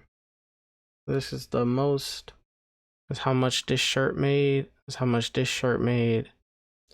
Let's actually change some of these because some of these are the same. So I'm just gonna change this to like 10,000 and then change this to like 21,000 or something, just so you guys can see this work. Change this to like 25,000. All right, and head over to top products, and now we can do a const top products, and we're gonna sort through our products dummy data. So products dummy data dot sort. All right, and I'm gonna do A, B, and then we're gonna return B dot revenue minus A dot revenue. So it's going to show the most sold first, and then show the least sold last. So it's just the highest minus the lowest. Okay, and we can also slice through all of our data as well, because as you can see, our products, we have how many products we got? We got 17, it looks like. So we only want to show 5. So we're going to do a slice method as well. Get over to top products. So right after this parentheses here, we can do a dot slice. And you probably think we probably can do 1 to 4, but this should just show 4 products. So we want to do 0 to 4, because remember the first thing inside of array starts with 0. It goes 0, 1, 2, 3, 4. All right. So now we already returned our analytics card, which is good. So now we just need to add our data table in here. So let's do data table. And this takes some props, takes columns, which is our top products column. And then also take data, which is our products dummy data, or top products actually, because we mapped through it. So let's give that a save and let's go take a look. I probably got to restart my server. All right, npm run dev. All right, so you guys most likely was hit with this error here, and this is because it says invalid source prop. We actually have to head over to our next config and add in our image like URL that we're getting the images from. So we're gonna do images, and we got to do remote patterns brackets, and then we're gonna do protocol and HTTPS, and we're gonna do comma, and then host name. So most of the time, actually all of the time, the host name is literally right here, and just copy this over and just put this in parentheses, and now give it a save, and that error should go away. Oh, I forgot, we got to restart our server. Once you mess with the config, it automatically in your server. Okay, perfect. All right, we got our data table. Let's make sure it looks good in light. All right, everything looks good. Perfect. And we got our descending revenue as well. So it's showing the top revenue first. And we forgot to do our price format price. We're gonna come back and add that to this as well. As you can see, we don't got the $ there, and it just looks like just doesn't look right. So we're gonna fix that as well. And now it's time to do our top customers. So let's head over to components. Actually, let's head over to mock API first. Mock API. All right, and if you don't have an account, you just create one right quick. So I'm going to sign in with my GitHub. Okay, so once you're signed in, should be on this page. As you can see, I already got my dashboard data there from the original project, but we're actually going to start a new one. And whoa, you reached the project. That sucks. Okay, well, I guess you only get it since we're only using this just for our front end. Once we add our database and our database and our backend and stuff like that, authentication, all of this, we shouldn't even need to use this. So I guess I'll just click on the one I already have. And as you can see, I got 100 customers here. So what you want to do is, maybe I can just delete it. Let me just make sure what we got. Let's hit on edit. So what you want to do is click on new resource, right? And hit over to, once you click on new resource, you should be presented with this page. So we want an ID. I think this is just, you could just change the name to that. You can't really change that. We want created at faker.js decent data.recent. We want our name. We're using faker.js as well. Full name. So it's just going to come up with just random names. Images as well. It's going to be one an image.avatar. It's going to just come up with random images. And you can do email and then orders, which is a number. It's going to come up with just random numbers. Okay. And once you do that, you just want to click on update. And I also got a team one here as well, but we're going to come back to that one. And you can actually click on data and it shows you how the data looks. So it looks just like this. Got an ID, name, we got an image, and it's coming from Cloudflare. So you know what that means. We're going to have to mess with our config again. And yeah, so once you do that, you're going to have a link at the top here, and you can just copy this. And where it says endpoint, you just want to add your resource name. So in our case, we're doing customers.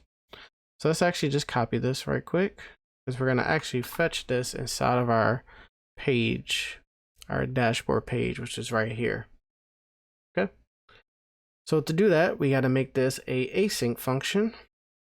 But let's make another function at the top here first to actually fetch the data. We're going to do async function get users, or we should do get customers actually. Get customers. And this is a promise. And we can import our, we didn't even do that yet. Let's just do a promise like that. We're gonna get an error most likely. Actually, let's just not do anything yet there. We'll fix that afterwards. So we're gonna do a cons res. It's going to equal await fetch. And this is where we're going to fetch our URL, which is the mock API. But remember, we got to add that endpoint. So ours is customers. Okay. And that's good there. And we can also do a cons data. That's going to equal await res.json, like that. And then we could just return our data like that. All right, perfect. Cache. And we're going to do no store. Okay. We're getting an error. I think I forgot a comma, maybe. Let's add the comma there. All right. Perfect. So we got our function get customers, and now for our dashboard, we can make this an async function. So we can do export default async function. Now we can use our get customers function. So we can do a cons data equals await get customers. So now we have access to our data. Okay. And same thing, we want to sort the data from highest orders to lowest orders. So same thing we did on our products page, just getting the highest orders to the lowest. So now let's go ahead and send over this data to our top customers. Data, and then top customers, like that. All right. Well, now let's head over to our top customers component and start styling this up. So it's going to be kind of the same thing we did for our product page. So we can actually copy this and just switch up some stuff, because here we're actually getting our data from our constants folder, but here we're receiving our data via props. So we're actually going to switch up some stuff here. We can get rid of this import from products dummy data. And we could change this to top customers. And we are taking in an ID, which is a string. We got name, which is a string. We're gonna have email. So let's change this revenue to an email. Change this to string. Orders, which is a number, and also an image. So we got our types for our customers. And then here we're gonna change this to top customers as well. We could change this to top customer columns, like that. All right, so we got name. We want orders here. Change this to orders. We also gonna keep the same thing for our image because that's what we want. So we just want name, orders, and image for this small little data table we're gonna be adding here. We are getting probably a hydration warning. Let's see. Oh, okay, I know why. Because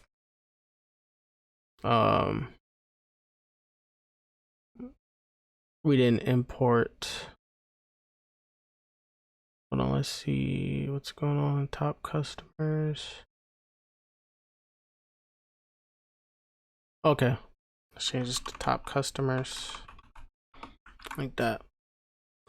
All right, and I should get rid of that error, but we also might be getting a hydration warning as well.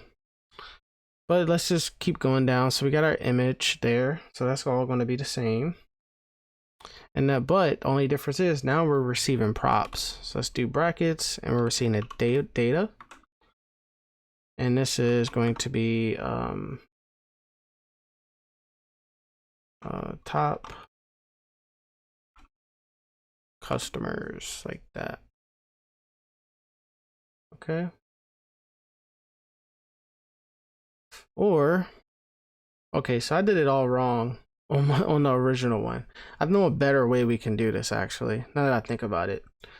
So we can actually define our top customer props up here as well. So we can do type top customer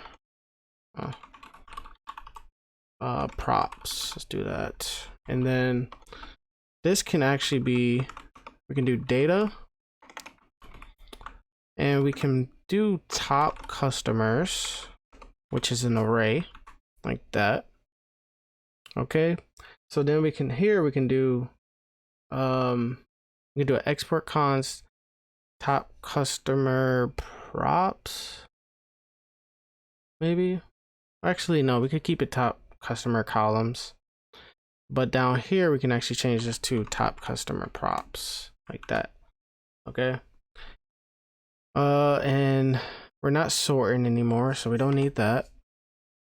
Let's see, data here we don't need. So columns, we're going to change this to top customer columns, and then our data is just going to be data, like that. All right, let's take a look. We might get some more errors here. Oh, okay, we're getting that source prop error that we got to go to the next config. Let's go and do that right quick. Next config, and we could just copy over this one here. Let's do a comma and paste this in there. Oh, paste the wrong thing. Paste this. All right. We got to restart our server. Sometimes it restarts by itself. Like in that case, it did. Let's go refresh. I probably should change this to customers. Export type customers. Change this to customers. And then change this to customers. Okay. That way we can import it here. Our types. Customers. And now we can do a promise. And then do customers, which is an array, and then close that like that. And that should get rid of all of our errors there. And let's see if we got our customers. Perfect. Nice. That bar there I don't like. We can actually, what we can do is just show like 4 customers for now. Let's hit over here and change this to 4. Cause, right. And we're gonna fix that bar graph there. But yeah, essentially we are finished with the dashboard. Now I say we go ahead and work on our like actual pages. So let's go do that now. Okay, so now it is time to work on our actual customer pages, our order pages, product pages, and team pages.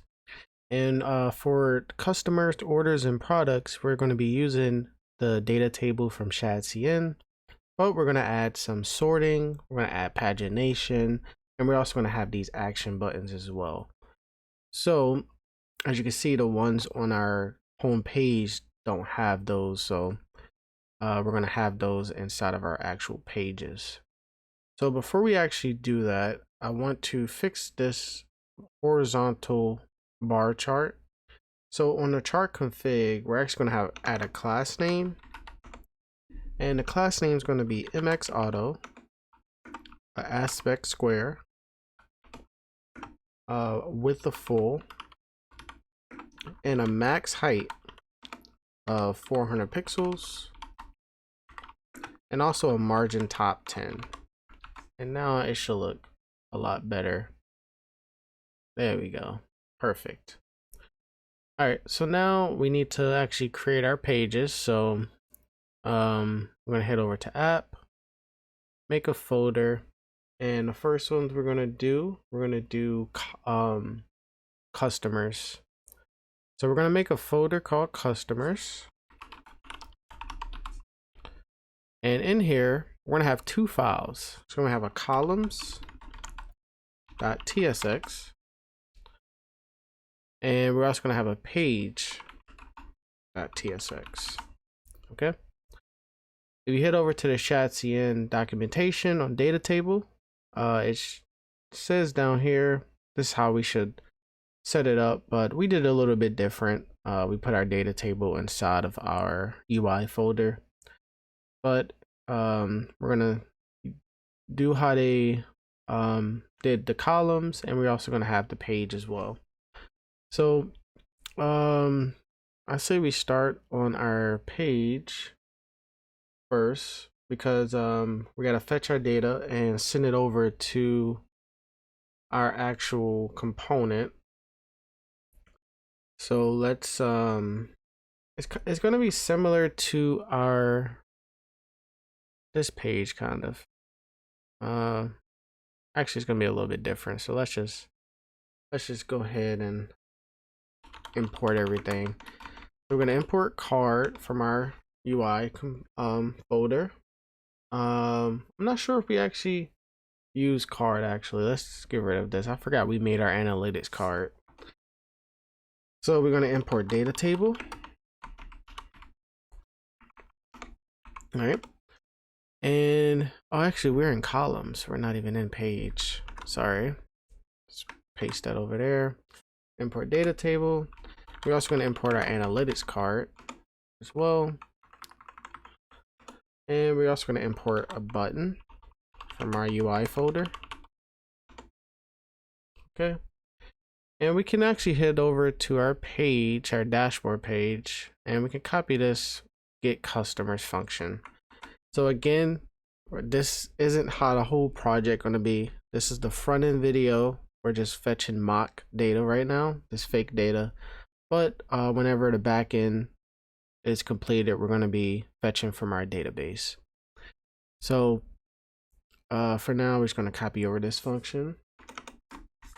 We will get some errors because we don't have our customers and nothing yet. And then down here, we're going to do a export default async function. And we can do page. And here, let's go and get our data. Do const data equals await get users. Like that. Oh, get customers, sorry. And let's go and do our return. So we're gonna return, we can return a section with the class name of pattern6. And in here, we're gonna have an analytics card. And if you guys remember, our analytics card take 2 props. We got a title, which is gonna be customers. We got a subtitle, and the subtitle is gonna say showing all customers with orders. Okay. And in here, it's our children. We're gonna have a button. And this button is going to just say add new customer. But this button is not going to have functionality right now. But once we add our backend and our database, we're going to have server actions, and this button's going to create a customer. So class name, just going to do a margin bottom of 3. All right. So let's take a look. We definitely gonna get some errors, but oh, it's still there. Nice. We got our button and we got our analytics card. And now we can render out our data table.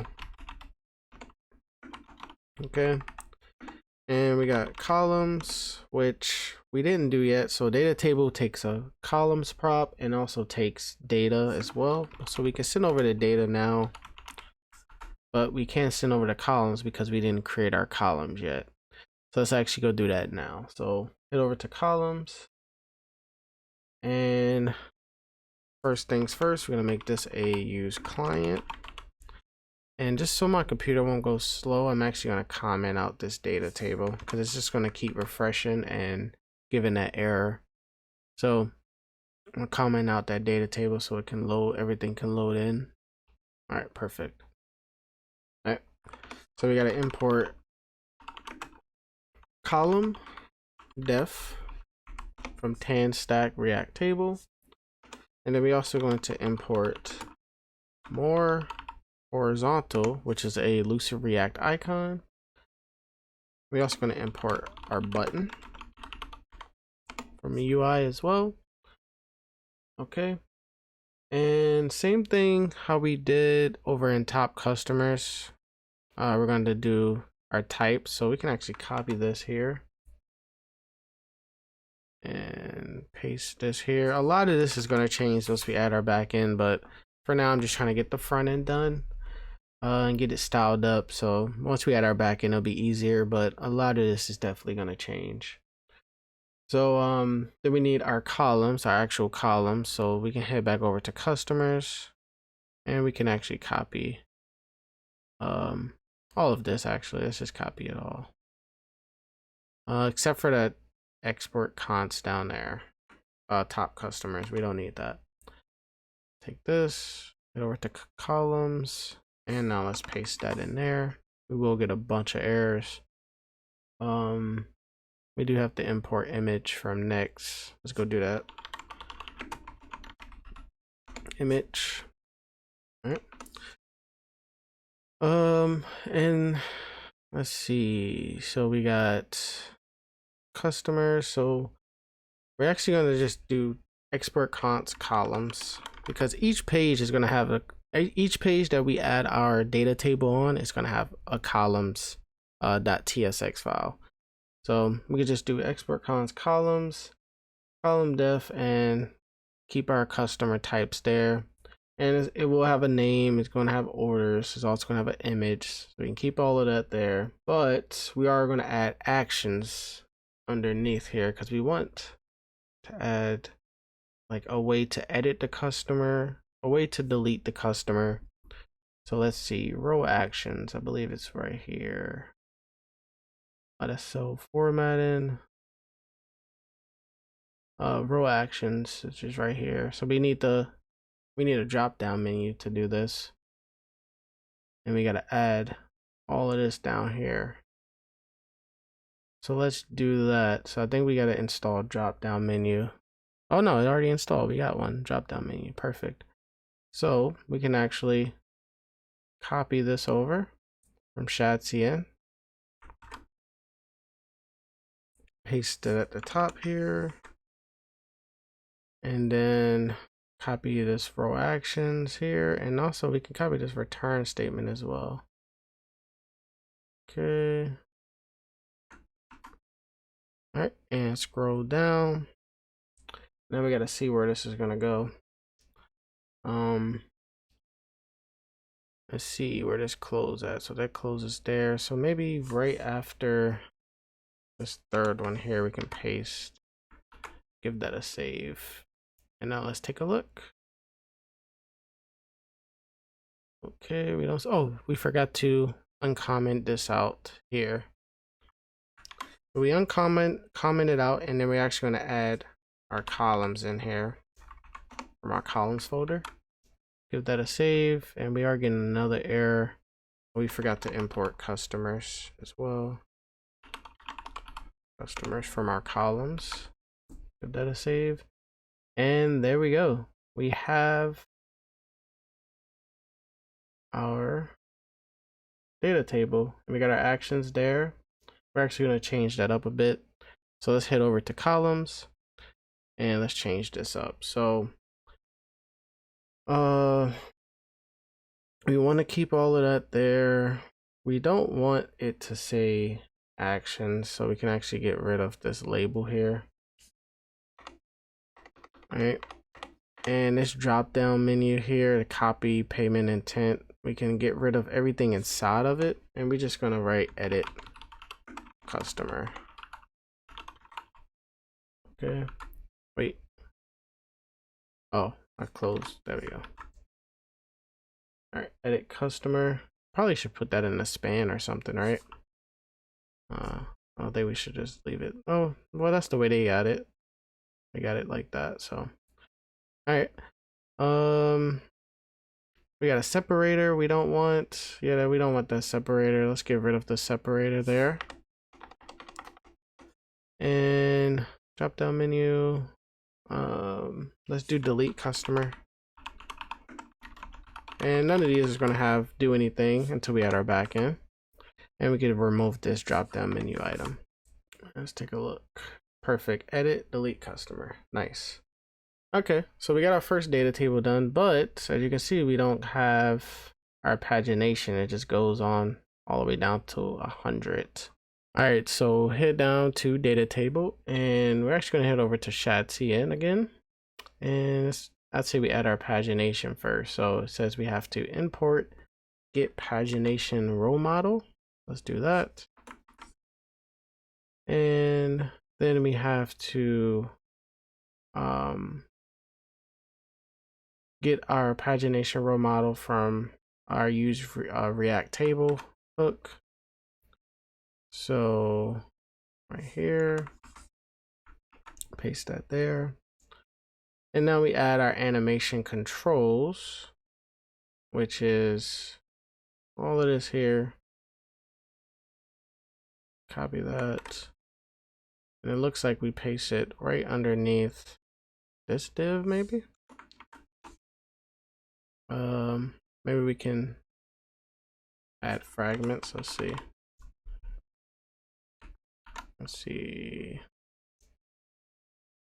We might got to get rid of one of those divs. Let's get rid of one. Okay, there we go. We got an import button. Import button. Okay. So with that, we should have pagination already built in. So let's see. Perfect. It's right there. Nice. Okay. But here's the thing. If we head over to dashboard, we have pagination where we don't want them. So we don't want pagination here. We just want to just show the top 5, or was it 4? Or top, I think we had 5, didn't we? I don't know why it's showing 4. We just want to show the top customers, top products. We don't want pagination here. So we're actually going to use a custom hook to check which route we're on.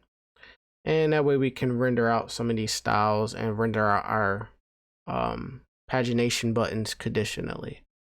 So let's head over to our root, and we're going to make a folder called hooks. All right. And I used this hook before inside of my last project, my last full stack project, the Kanban project. So I'm actually just gonna copy and paste this over. It's not too much. And hooks, and we're gonna name this use route check .tsx and paste that in there. All right, perfect. So we can close out of this and then head back to our data table. And we can, before we actually do it, we're actually going to add our filters as well, because we want our filters to be rendered conditionally as well. We don't want the filters to be on the home page, because we're styling up our whole entire data table component. So any changes we make in this is definitely just gonna make changes on our home page and all the rest of our data tables as well. So let's look for, I believe it's sorting. Yeah, sorting. Is it sorting? Let's see. Maybe not. I think it's something else. Filtering. Here we go. All right, so we're going to import column filter state. It's going to import that. Then we're also going to import get filter model. Okay. And it looks like we got to import input. Put that up there. And we need to get some stuff from, oh, we actually got to set some state here. I'm going to copy this. And where do they have it at? Data table. So looks like it's right here. Data. Oh, it's data table prop. Sorry. Looks like it's under here. So we could just add it probably like right here. And it looks like they're just using freaking. I'm gonna import React as well. Import React. All right. It looks like we gotta import. Looks like we have to install the input. Let me open up components and install that. Where are you at? Input and copy. Okay. And let's paste this in there.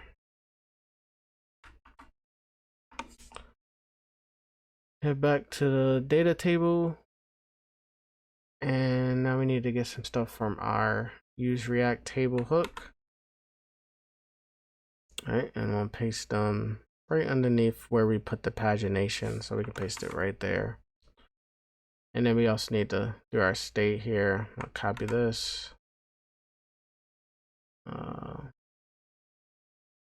Set column filters. Oh wait, let's move this up here. Right there, perfect. And then take our state here and put it right underneath our get filtered row model. But we can remove sorting because we're not adding sorting. Okay. And now we need to add this div. And just like that, we should have sorting. So it looks like they added it right over top of here. So let's add that right there. But we're actually going to change up some stuff, but let's just take a look and see if this is working. Okay. So this is filtering by email. As you can see, we don't have anything with emails. Okay. Let's see, maybe get column. Let's do name. Let's change that to name and see if this works. Okay. All right, it's not working. Get column name. There we go. See, the name works. So Sergio. We got roles. Okay. So, like I said before, any changes we make in here, it affects all of our data tables. And since we're going to have multiple ones, like we got orders, we got products, we're not just going to be searching by name. For our products, we're going to be searching by order number. For our products, we're going to be searching by name. So we got to render some of this stuff out conditionally, and that's where this use route check is going to come in as well, because we don't want it on a home page either. Because if you look, we have that filtering thing on a home page, and we don't want that. So let's hit back, and now let's play around with this a little bit. So let's determine the column name based on the route. So let's see here. So we can do a const column name, and that's going to equal customer route. Okay. Or, I mean, if it's customer route, we want the name to be name. Okay. Else, it's going to be orders route. So we didn't create these yet, so we're going to get errors. We want it to be order number. Okay. We probably could have used a switch statement, a switch for this as well, but we can just do it like this. We can do products route. It's going to do name for this one as well, but else we're just going to do nothing like that. All right, so we're going to get errors from this because we didn't get these routes using our use route hook yet. So it's going to import that. Use route check. Okay. All right, and I'm actually going to copy this over and paste these, paste it right over here. So dashboard route, we're using route check, and we're just using our home page. So it's just empty quotes. Customer routes is going to be customers. Orders route is going to be orders, and product routes is going to be products. All right. Customers route. Let's paste this down there. All right, perfect. And we can also do a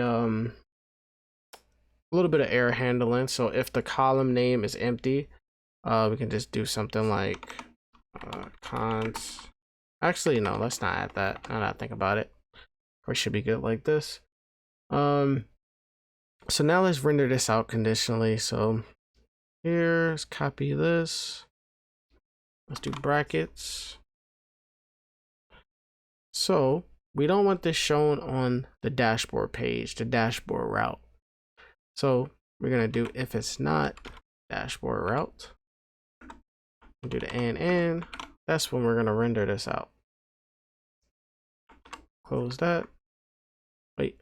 Oh, sorry. Close it at the wrong spot. Put a parentheses there. So now let's head over to dashboard, and we should not see that input, which we don't. Perfect. Okay. And since we're already up here, we're actually going to change out this value a little bit as well. So the placeholder, we don't want it to say filter emails. We want it to say filter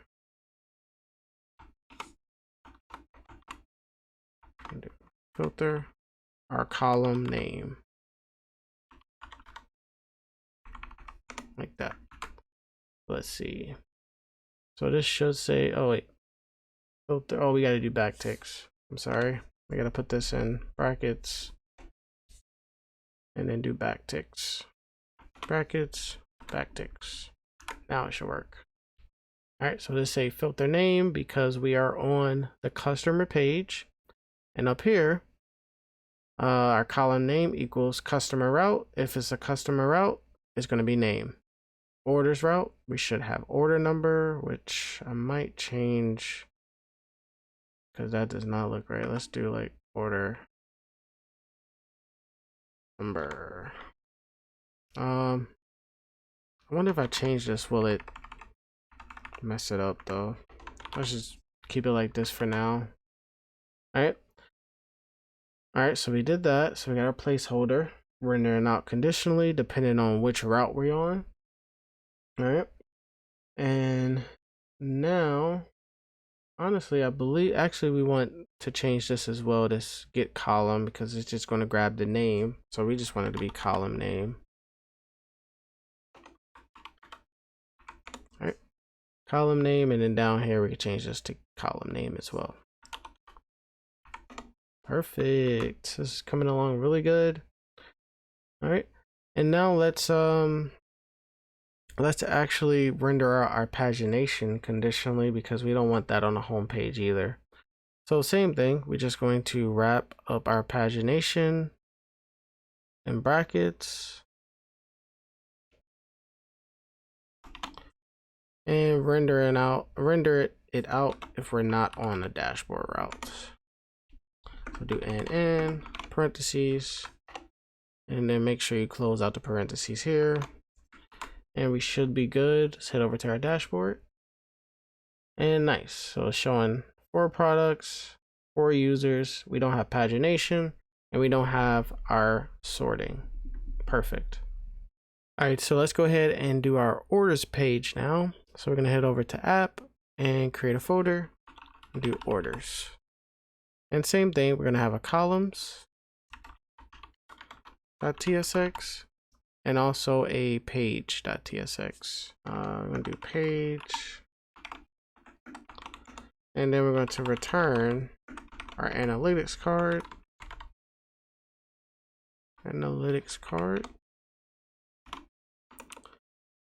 All right, and let's go and do our title and our subtitle.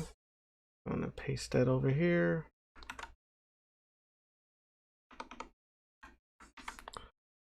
And we need to do our children, which is going to be a button and a data card that I'm just going to probably copy and paste this in. Kind of the same thing we did in our customers page. So we do have to import data table, and we also got to import button. So let's go do that. Data table and import button. All right. And let's actually comment this out. Oh, we also got to import our orders dummy data that we added a while back. Orders dummy data. And this is coming from our data from our constants. Again, we're going to be fetching from a database, but for now we're just using this dummy data. All right. And now let's go ahead and do our columns. So first things first, we're going to make this a use client. We got to import column def. Same thing as before. We also got to import more horizontal. We could probably just, now that I think about it, we can probably just copy over the customers columns and just change up some stuff. I think it'll be easier and faster. All right. So we won't be using the image in our orders columns. We will be using a button. We got our drop down menu. So we're going to change this to orders. So the ID is going to be a string or a number. Order number. Order number. I know this is going to be weird, but we're just going to do a string for now. Like I said, a bunch of this is going to change once we do our backend. Total amount is going to be a number. And date is going to be a number. Okay. All right, perfect. And we got columns, and we're going to change this to orders. All right. So we take it in a order number. We're going to do order number here, and then switch this to order number. All right. And then we got our total amount, which is the total amount.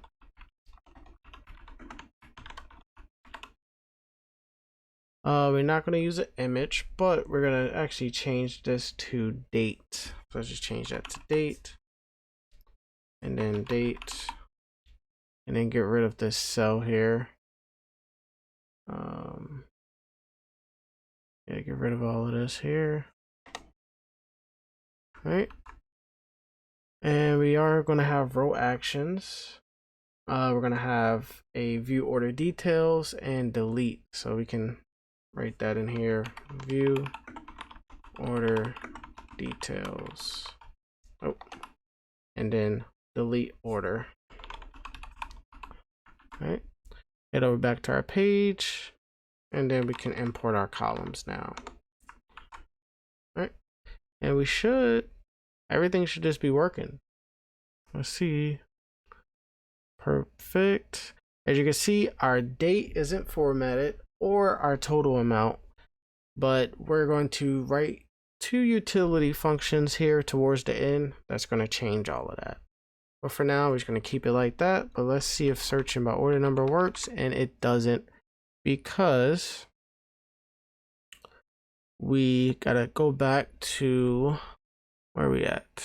Our UI folder. Components,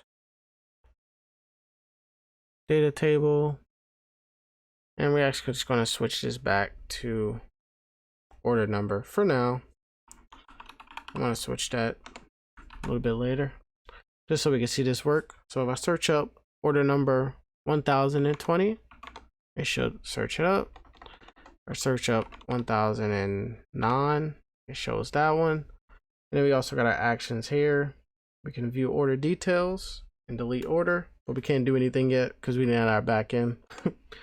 But this also has pagination as well. So perfect.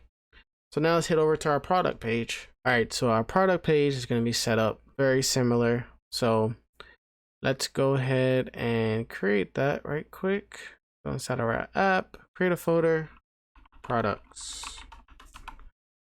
and it's going to make a columns. .tsx, and also a page .tsx. All right, so our page is going to be literally very similar to the last one. We just got to change up the data. So I'm just going to paste that in here and just go over everything. So we got to import our data table, and we don't got our columns or nothing or products yet. But same thing, analytics card, make sure you do the section of pattern 6. I don't think we did that for our orders page, actually. Put the section around it. Let's go and do that now. Probably shouldn't be section, it probably should just be a div. So let's change this to a div. I don't think we should have section there. And then head back over to customers and do the same thing. Let's change it to div. All right. And then head back over to the page. And we will get some errors here. Let's do our columns now. All right. So same thing. We can head over to columns here. Copy all. Actually, I'm going to go to the customer columns because we're going to be using the image in this one, so might as well already have that in here. I'm going to paste that, give it a save, and why are we getting 2 errors on there? All right, so we got our column diff. We're going to need that. We're going to need image. We got all of our drop down. We're going to change this to products.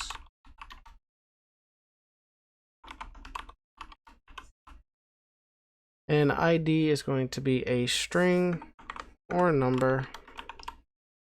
Name's going to be string. We're going to have a price, which is going to be a number. We're going to have revenue, which is going to be a number, and image, which is going to be a string. Let's change this to products. All right, so we have a name at the front, and we have price here. Change this to price. We're gonna have our image, so we can keep all this the same. And we're also gonna have our row actions. Let's see here. We're gonna have edit product and delete product. So let's do edit product and delete product, like that. All right, let's take a look at this. So head over to products, And we got our data table. And we should be able to search by name. So if I want a CSS shirt, it shows CSS shirt. And the rest of them are Stack Overflow shirt. So if I search that up, it's just going to show them all. And we also got pagination. Okay, so it's time for our last page, which is going to be our team page. And the way I want the backend to work is whenever you go to our website, so next.dashboard.com, you're going to be presented with a login screen. And if you don't have an account, you can register. So once you register, you won't be able to log in until an admin approves your login.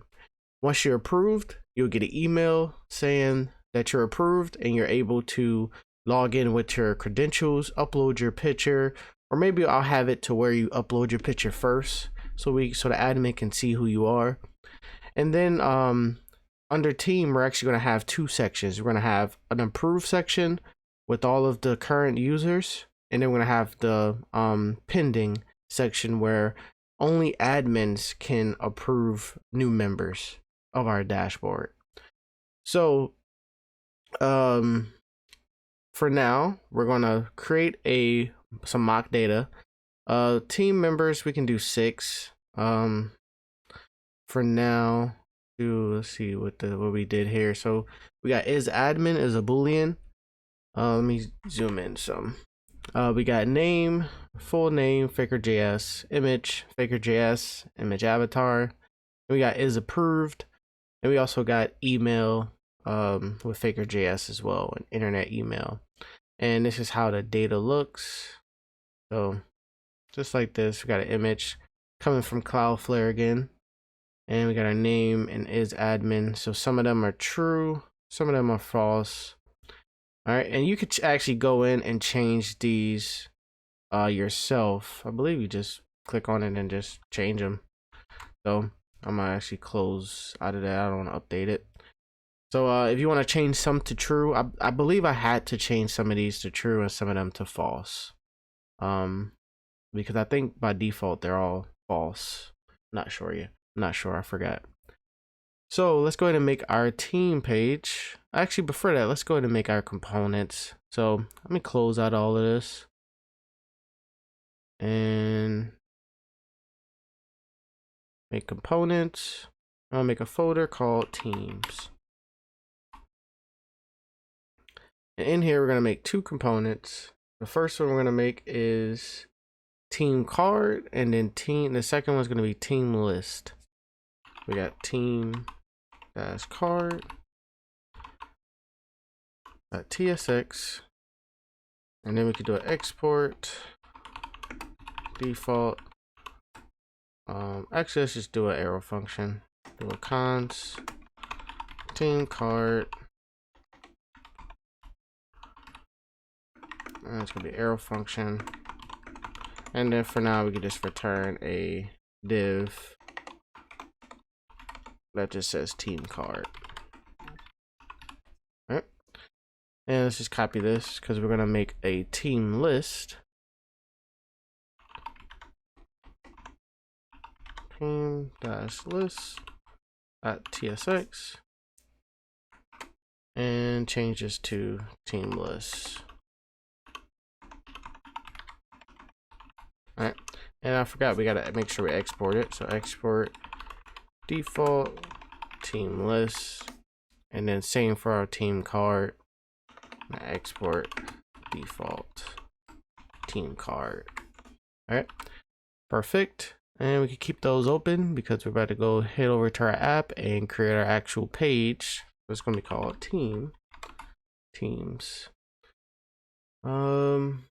Actually, we could just do team without the S.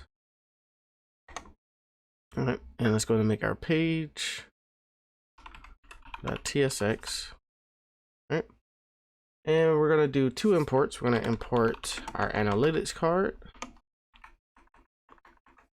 and also import our team card as well. All right, and let's go ahead and define our types for our team. So export interface team. If we head over to our mock API, we have is admin boolean, name string, image string, is approved boolean, email string, and then ID, which it looks like a string because it's in quotes there. So let's go ahead and paste this in here. Oh, sorry. Paste that there. So we got is admin boolean, name string, image string, is approved boolean, and email string. All right, perfect. And now we're going to run an async function just like we did inside of our page here. So we can actually copy this because we don't have our database yet. So we're just fetching directly from this URL. And we're not fetching from customers. We're fetching from team. Let's change this to team. And then we're going to change this to team as well. Okay. And now we can do a export default async function page. And in here we can grab our data. And that's going to be a wait get.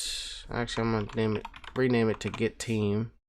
Not get route matcher. We're gonna do get team that, and then change this to get team.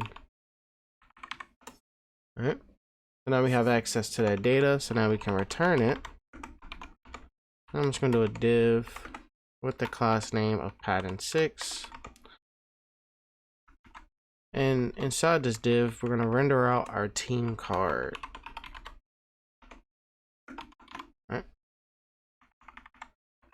Let's take a look at that right quick. Team. All right, perfect. So we got team card there, and we're gonna send over our data so that way we can map through it. All right, the data, we might get an error, not sure. All right, so let's head over to team card, and here we're going to import team from our team page. That's like our types. And we also want to import image from Next. We're going to import a card. We're actually using card this time. Card from our UI components from ShadCN. We're also going to import button as well. All right. So we're going to take in some props here. Okay, so we're supposed to switch this to team list. Sorry guys, we're going to import team list here. All right. And I'm trying to think if we should do this first. Yeah, I say we do the team list first. So let's head over to team list. All right. I'm gonna make this a use client. Make this a client component. Now let's import team as well.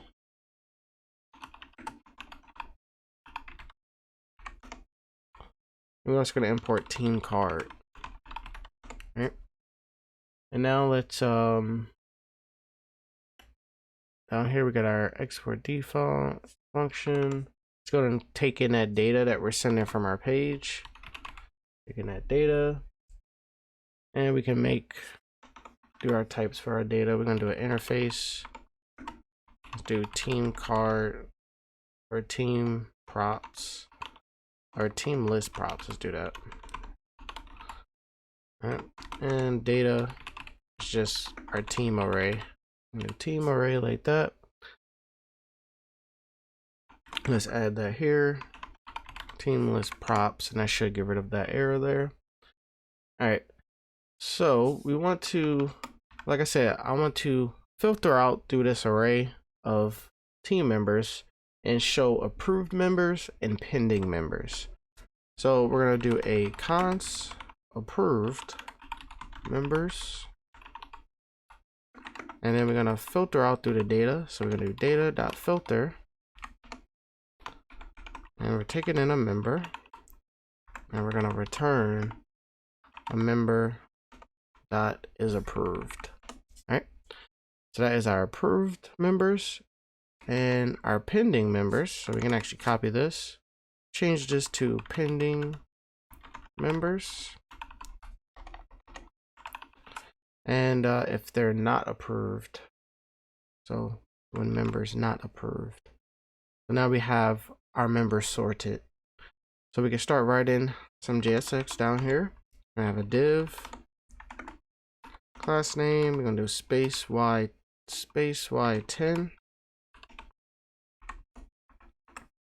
And then we have another div, no class name on it, but in here we're gonna have a h2. And this is gonna have a class name of margin bottom 4.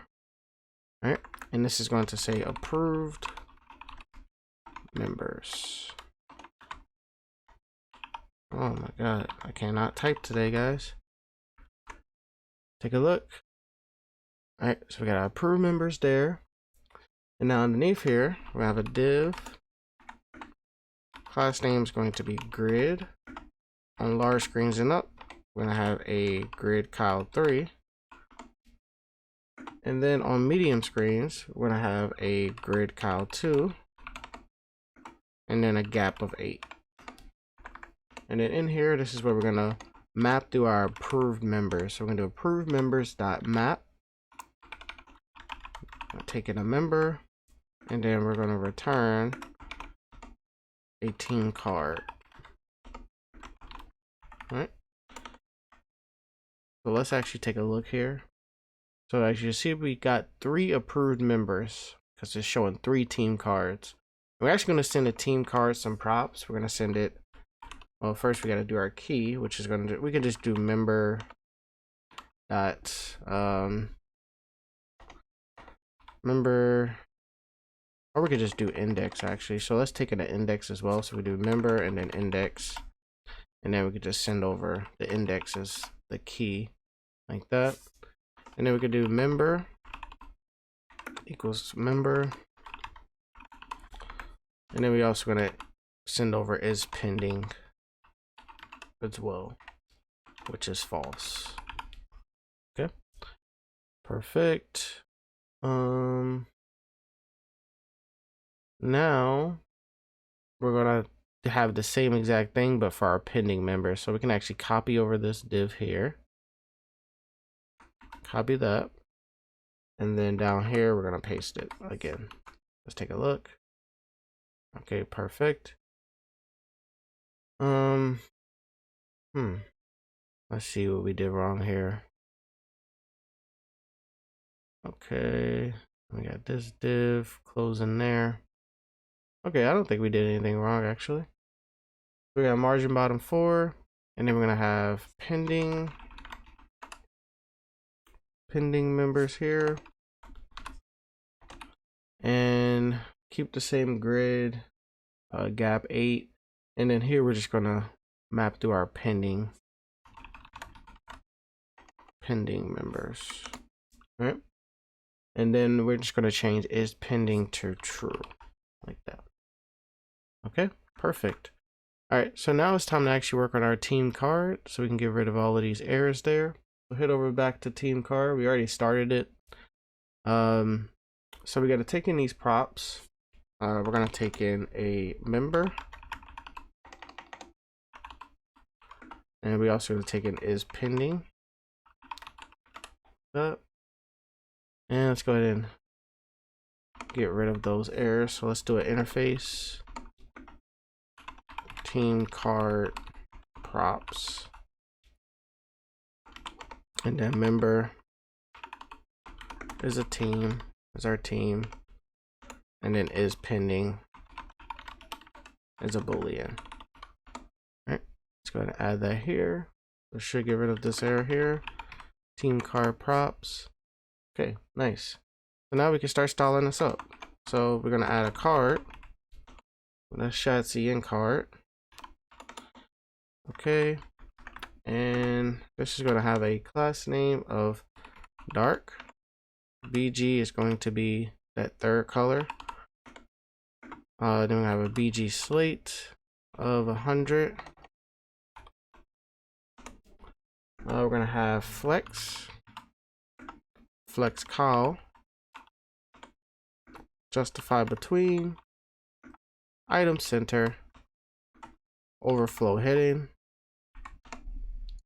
a shadow large. Actually, I might do a shadow like medium, because I remember I was supposed to change that. I didn't really like the shadow.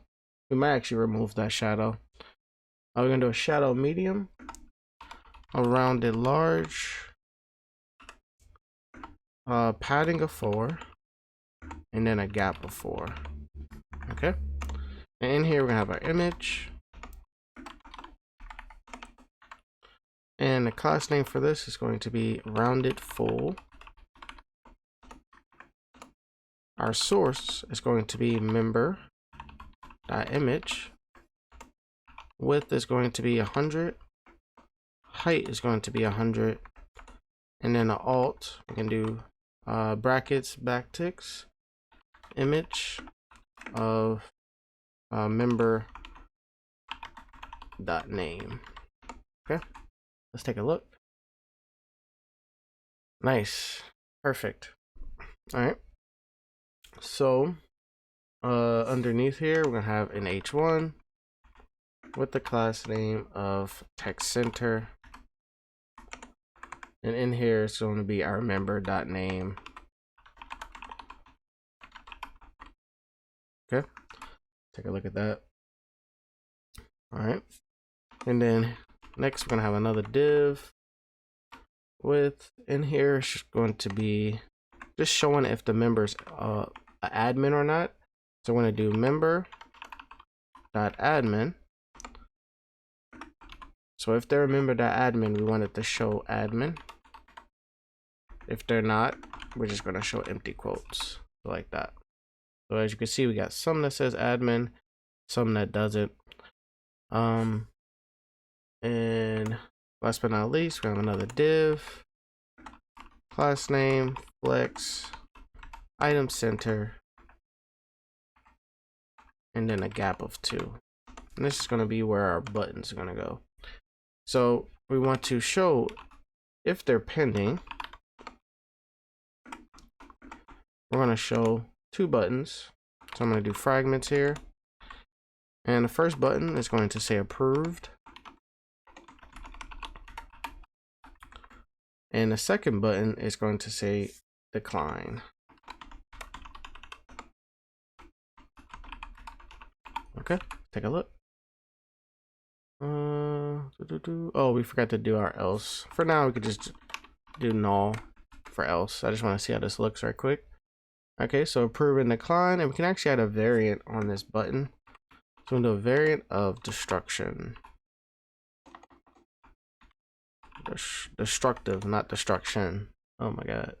All right, that gives us that red decline button. All right, and we can actually copy these 2 buttons here, because now our else, so if they're already a member, they're already approved.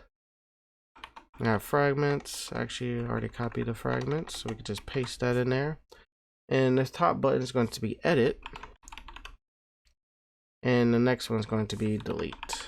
We'll be able to delete users, but like I said, I'm gonna have it to where only admins are able to do these type of things. Only admins going to be able to add a product, and just certain stuff. I'm gonna see maybe only admins are able to edit users, because I don't see why you know, somebody that's not an admin would want to use this dashboard if they're not able to do certain things, do anything. So I think I'm going to give the ability to add new users, delete new users, and edit new users only to admins. But other users that don't have admin are still able to add new products, add new orders, create new orders, and add new customers as well, and edit them and delete them.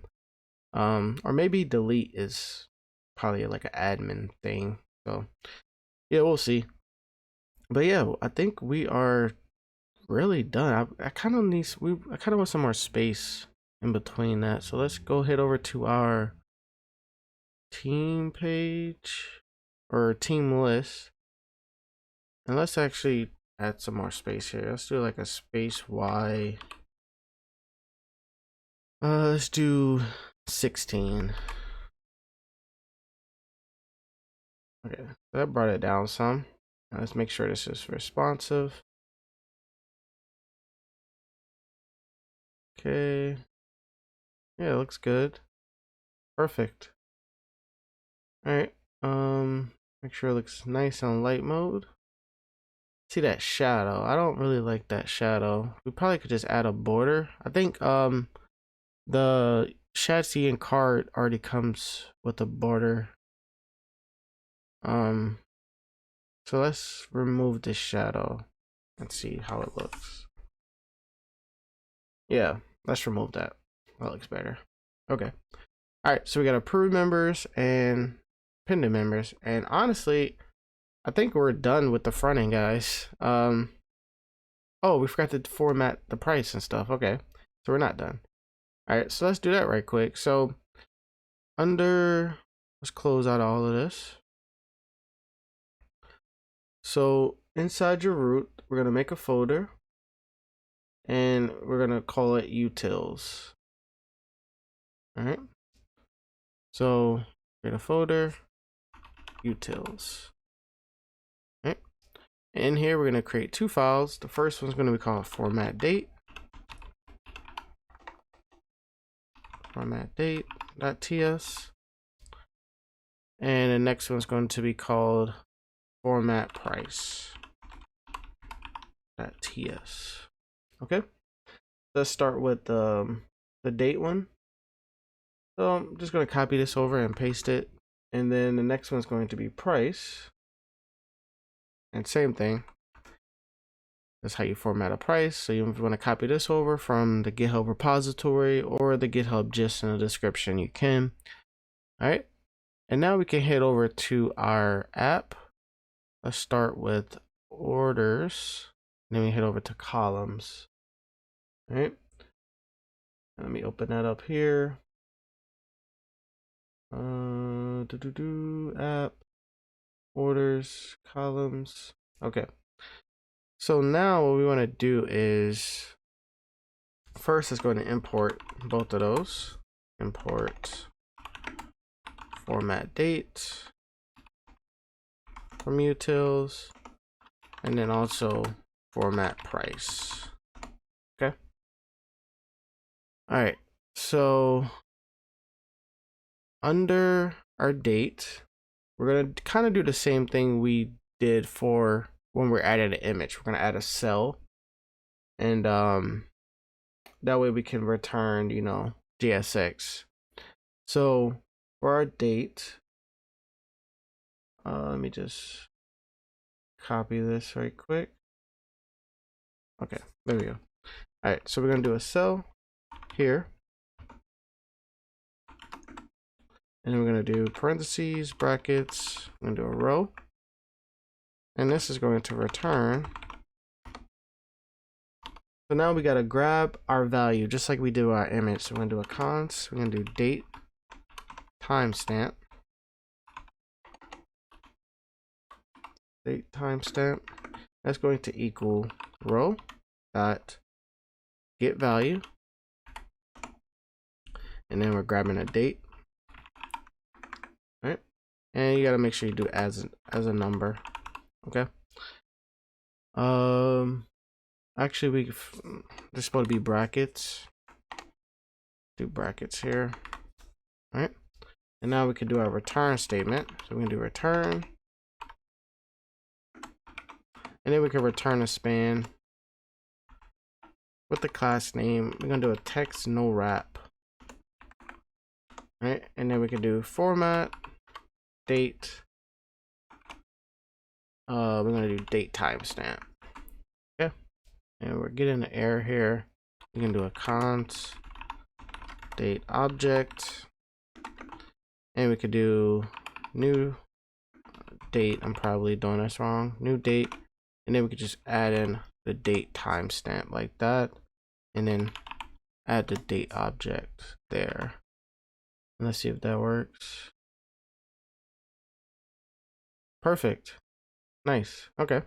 have to do our formatted price, which is here in our total amount. So we're actually going to add another cell. So I'm going to copy this here, paste that there, just close out the brackets. And same thing, we got to make sure we use that get value. So we're going to do a const total amount, and we're going to do row dot get value, and we want to get the total amount, and we got to do as a number. Okay, and now we can do our return statement. So we're going to return, and I'm just going to do a fragment there, and we're going to return formatPrice, which is going to be our total amount, like that. Don't forget to add the extra bracket here. Let me zoom in so you guys can see. Hopefully you guys can see this. And let me make it dark. I like the dark version. Nice. So let's see if there anything else we got to format. I think we got to format. Yep, we got to format this price here. So let's go do that now. We can actually just copy this whole entire cell here. Head over to products, product columns. Hit up here to price, paste that there, and we're going to get the price. And oh, hold on, price. Oh, okay, we forgot to import it. Haven't made a video in 3 months, guys. This is all new to me again. All right, and we're going to, let's actually change this to total price, like that, and then total price. Okay, nice. And it should be formatted once this loads. Perfect. These have to be formatted, our top products. So let's actually copy this one here and head over to components, dashboard, top products, and paste it right under revenue. All right, let's go to import that. Format price. And we're going to get revenue. I'll change this to total revenue. And then change this to total revenue. All right, take a look. And that should be formatted. 25, okay, I was about to say. All right, perfect, that looks good. Okay, so now I think we are completely done with our front end. Everything is working properly. We got our tooltips here. Nice. All the pages are done. We got light and dark mode. So yeah, now it's time to add our backend. So yeah, tune into next video, and I do appreciate you guys for watching. Peace.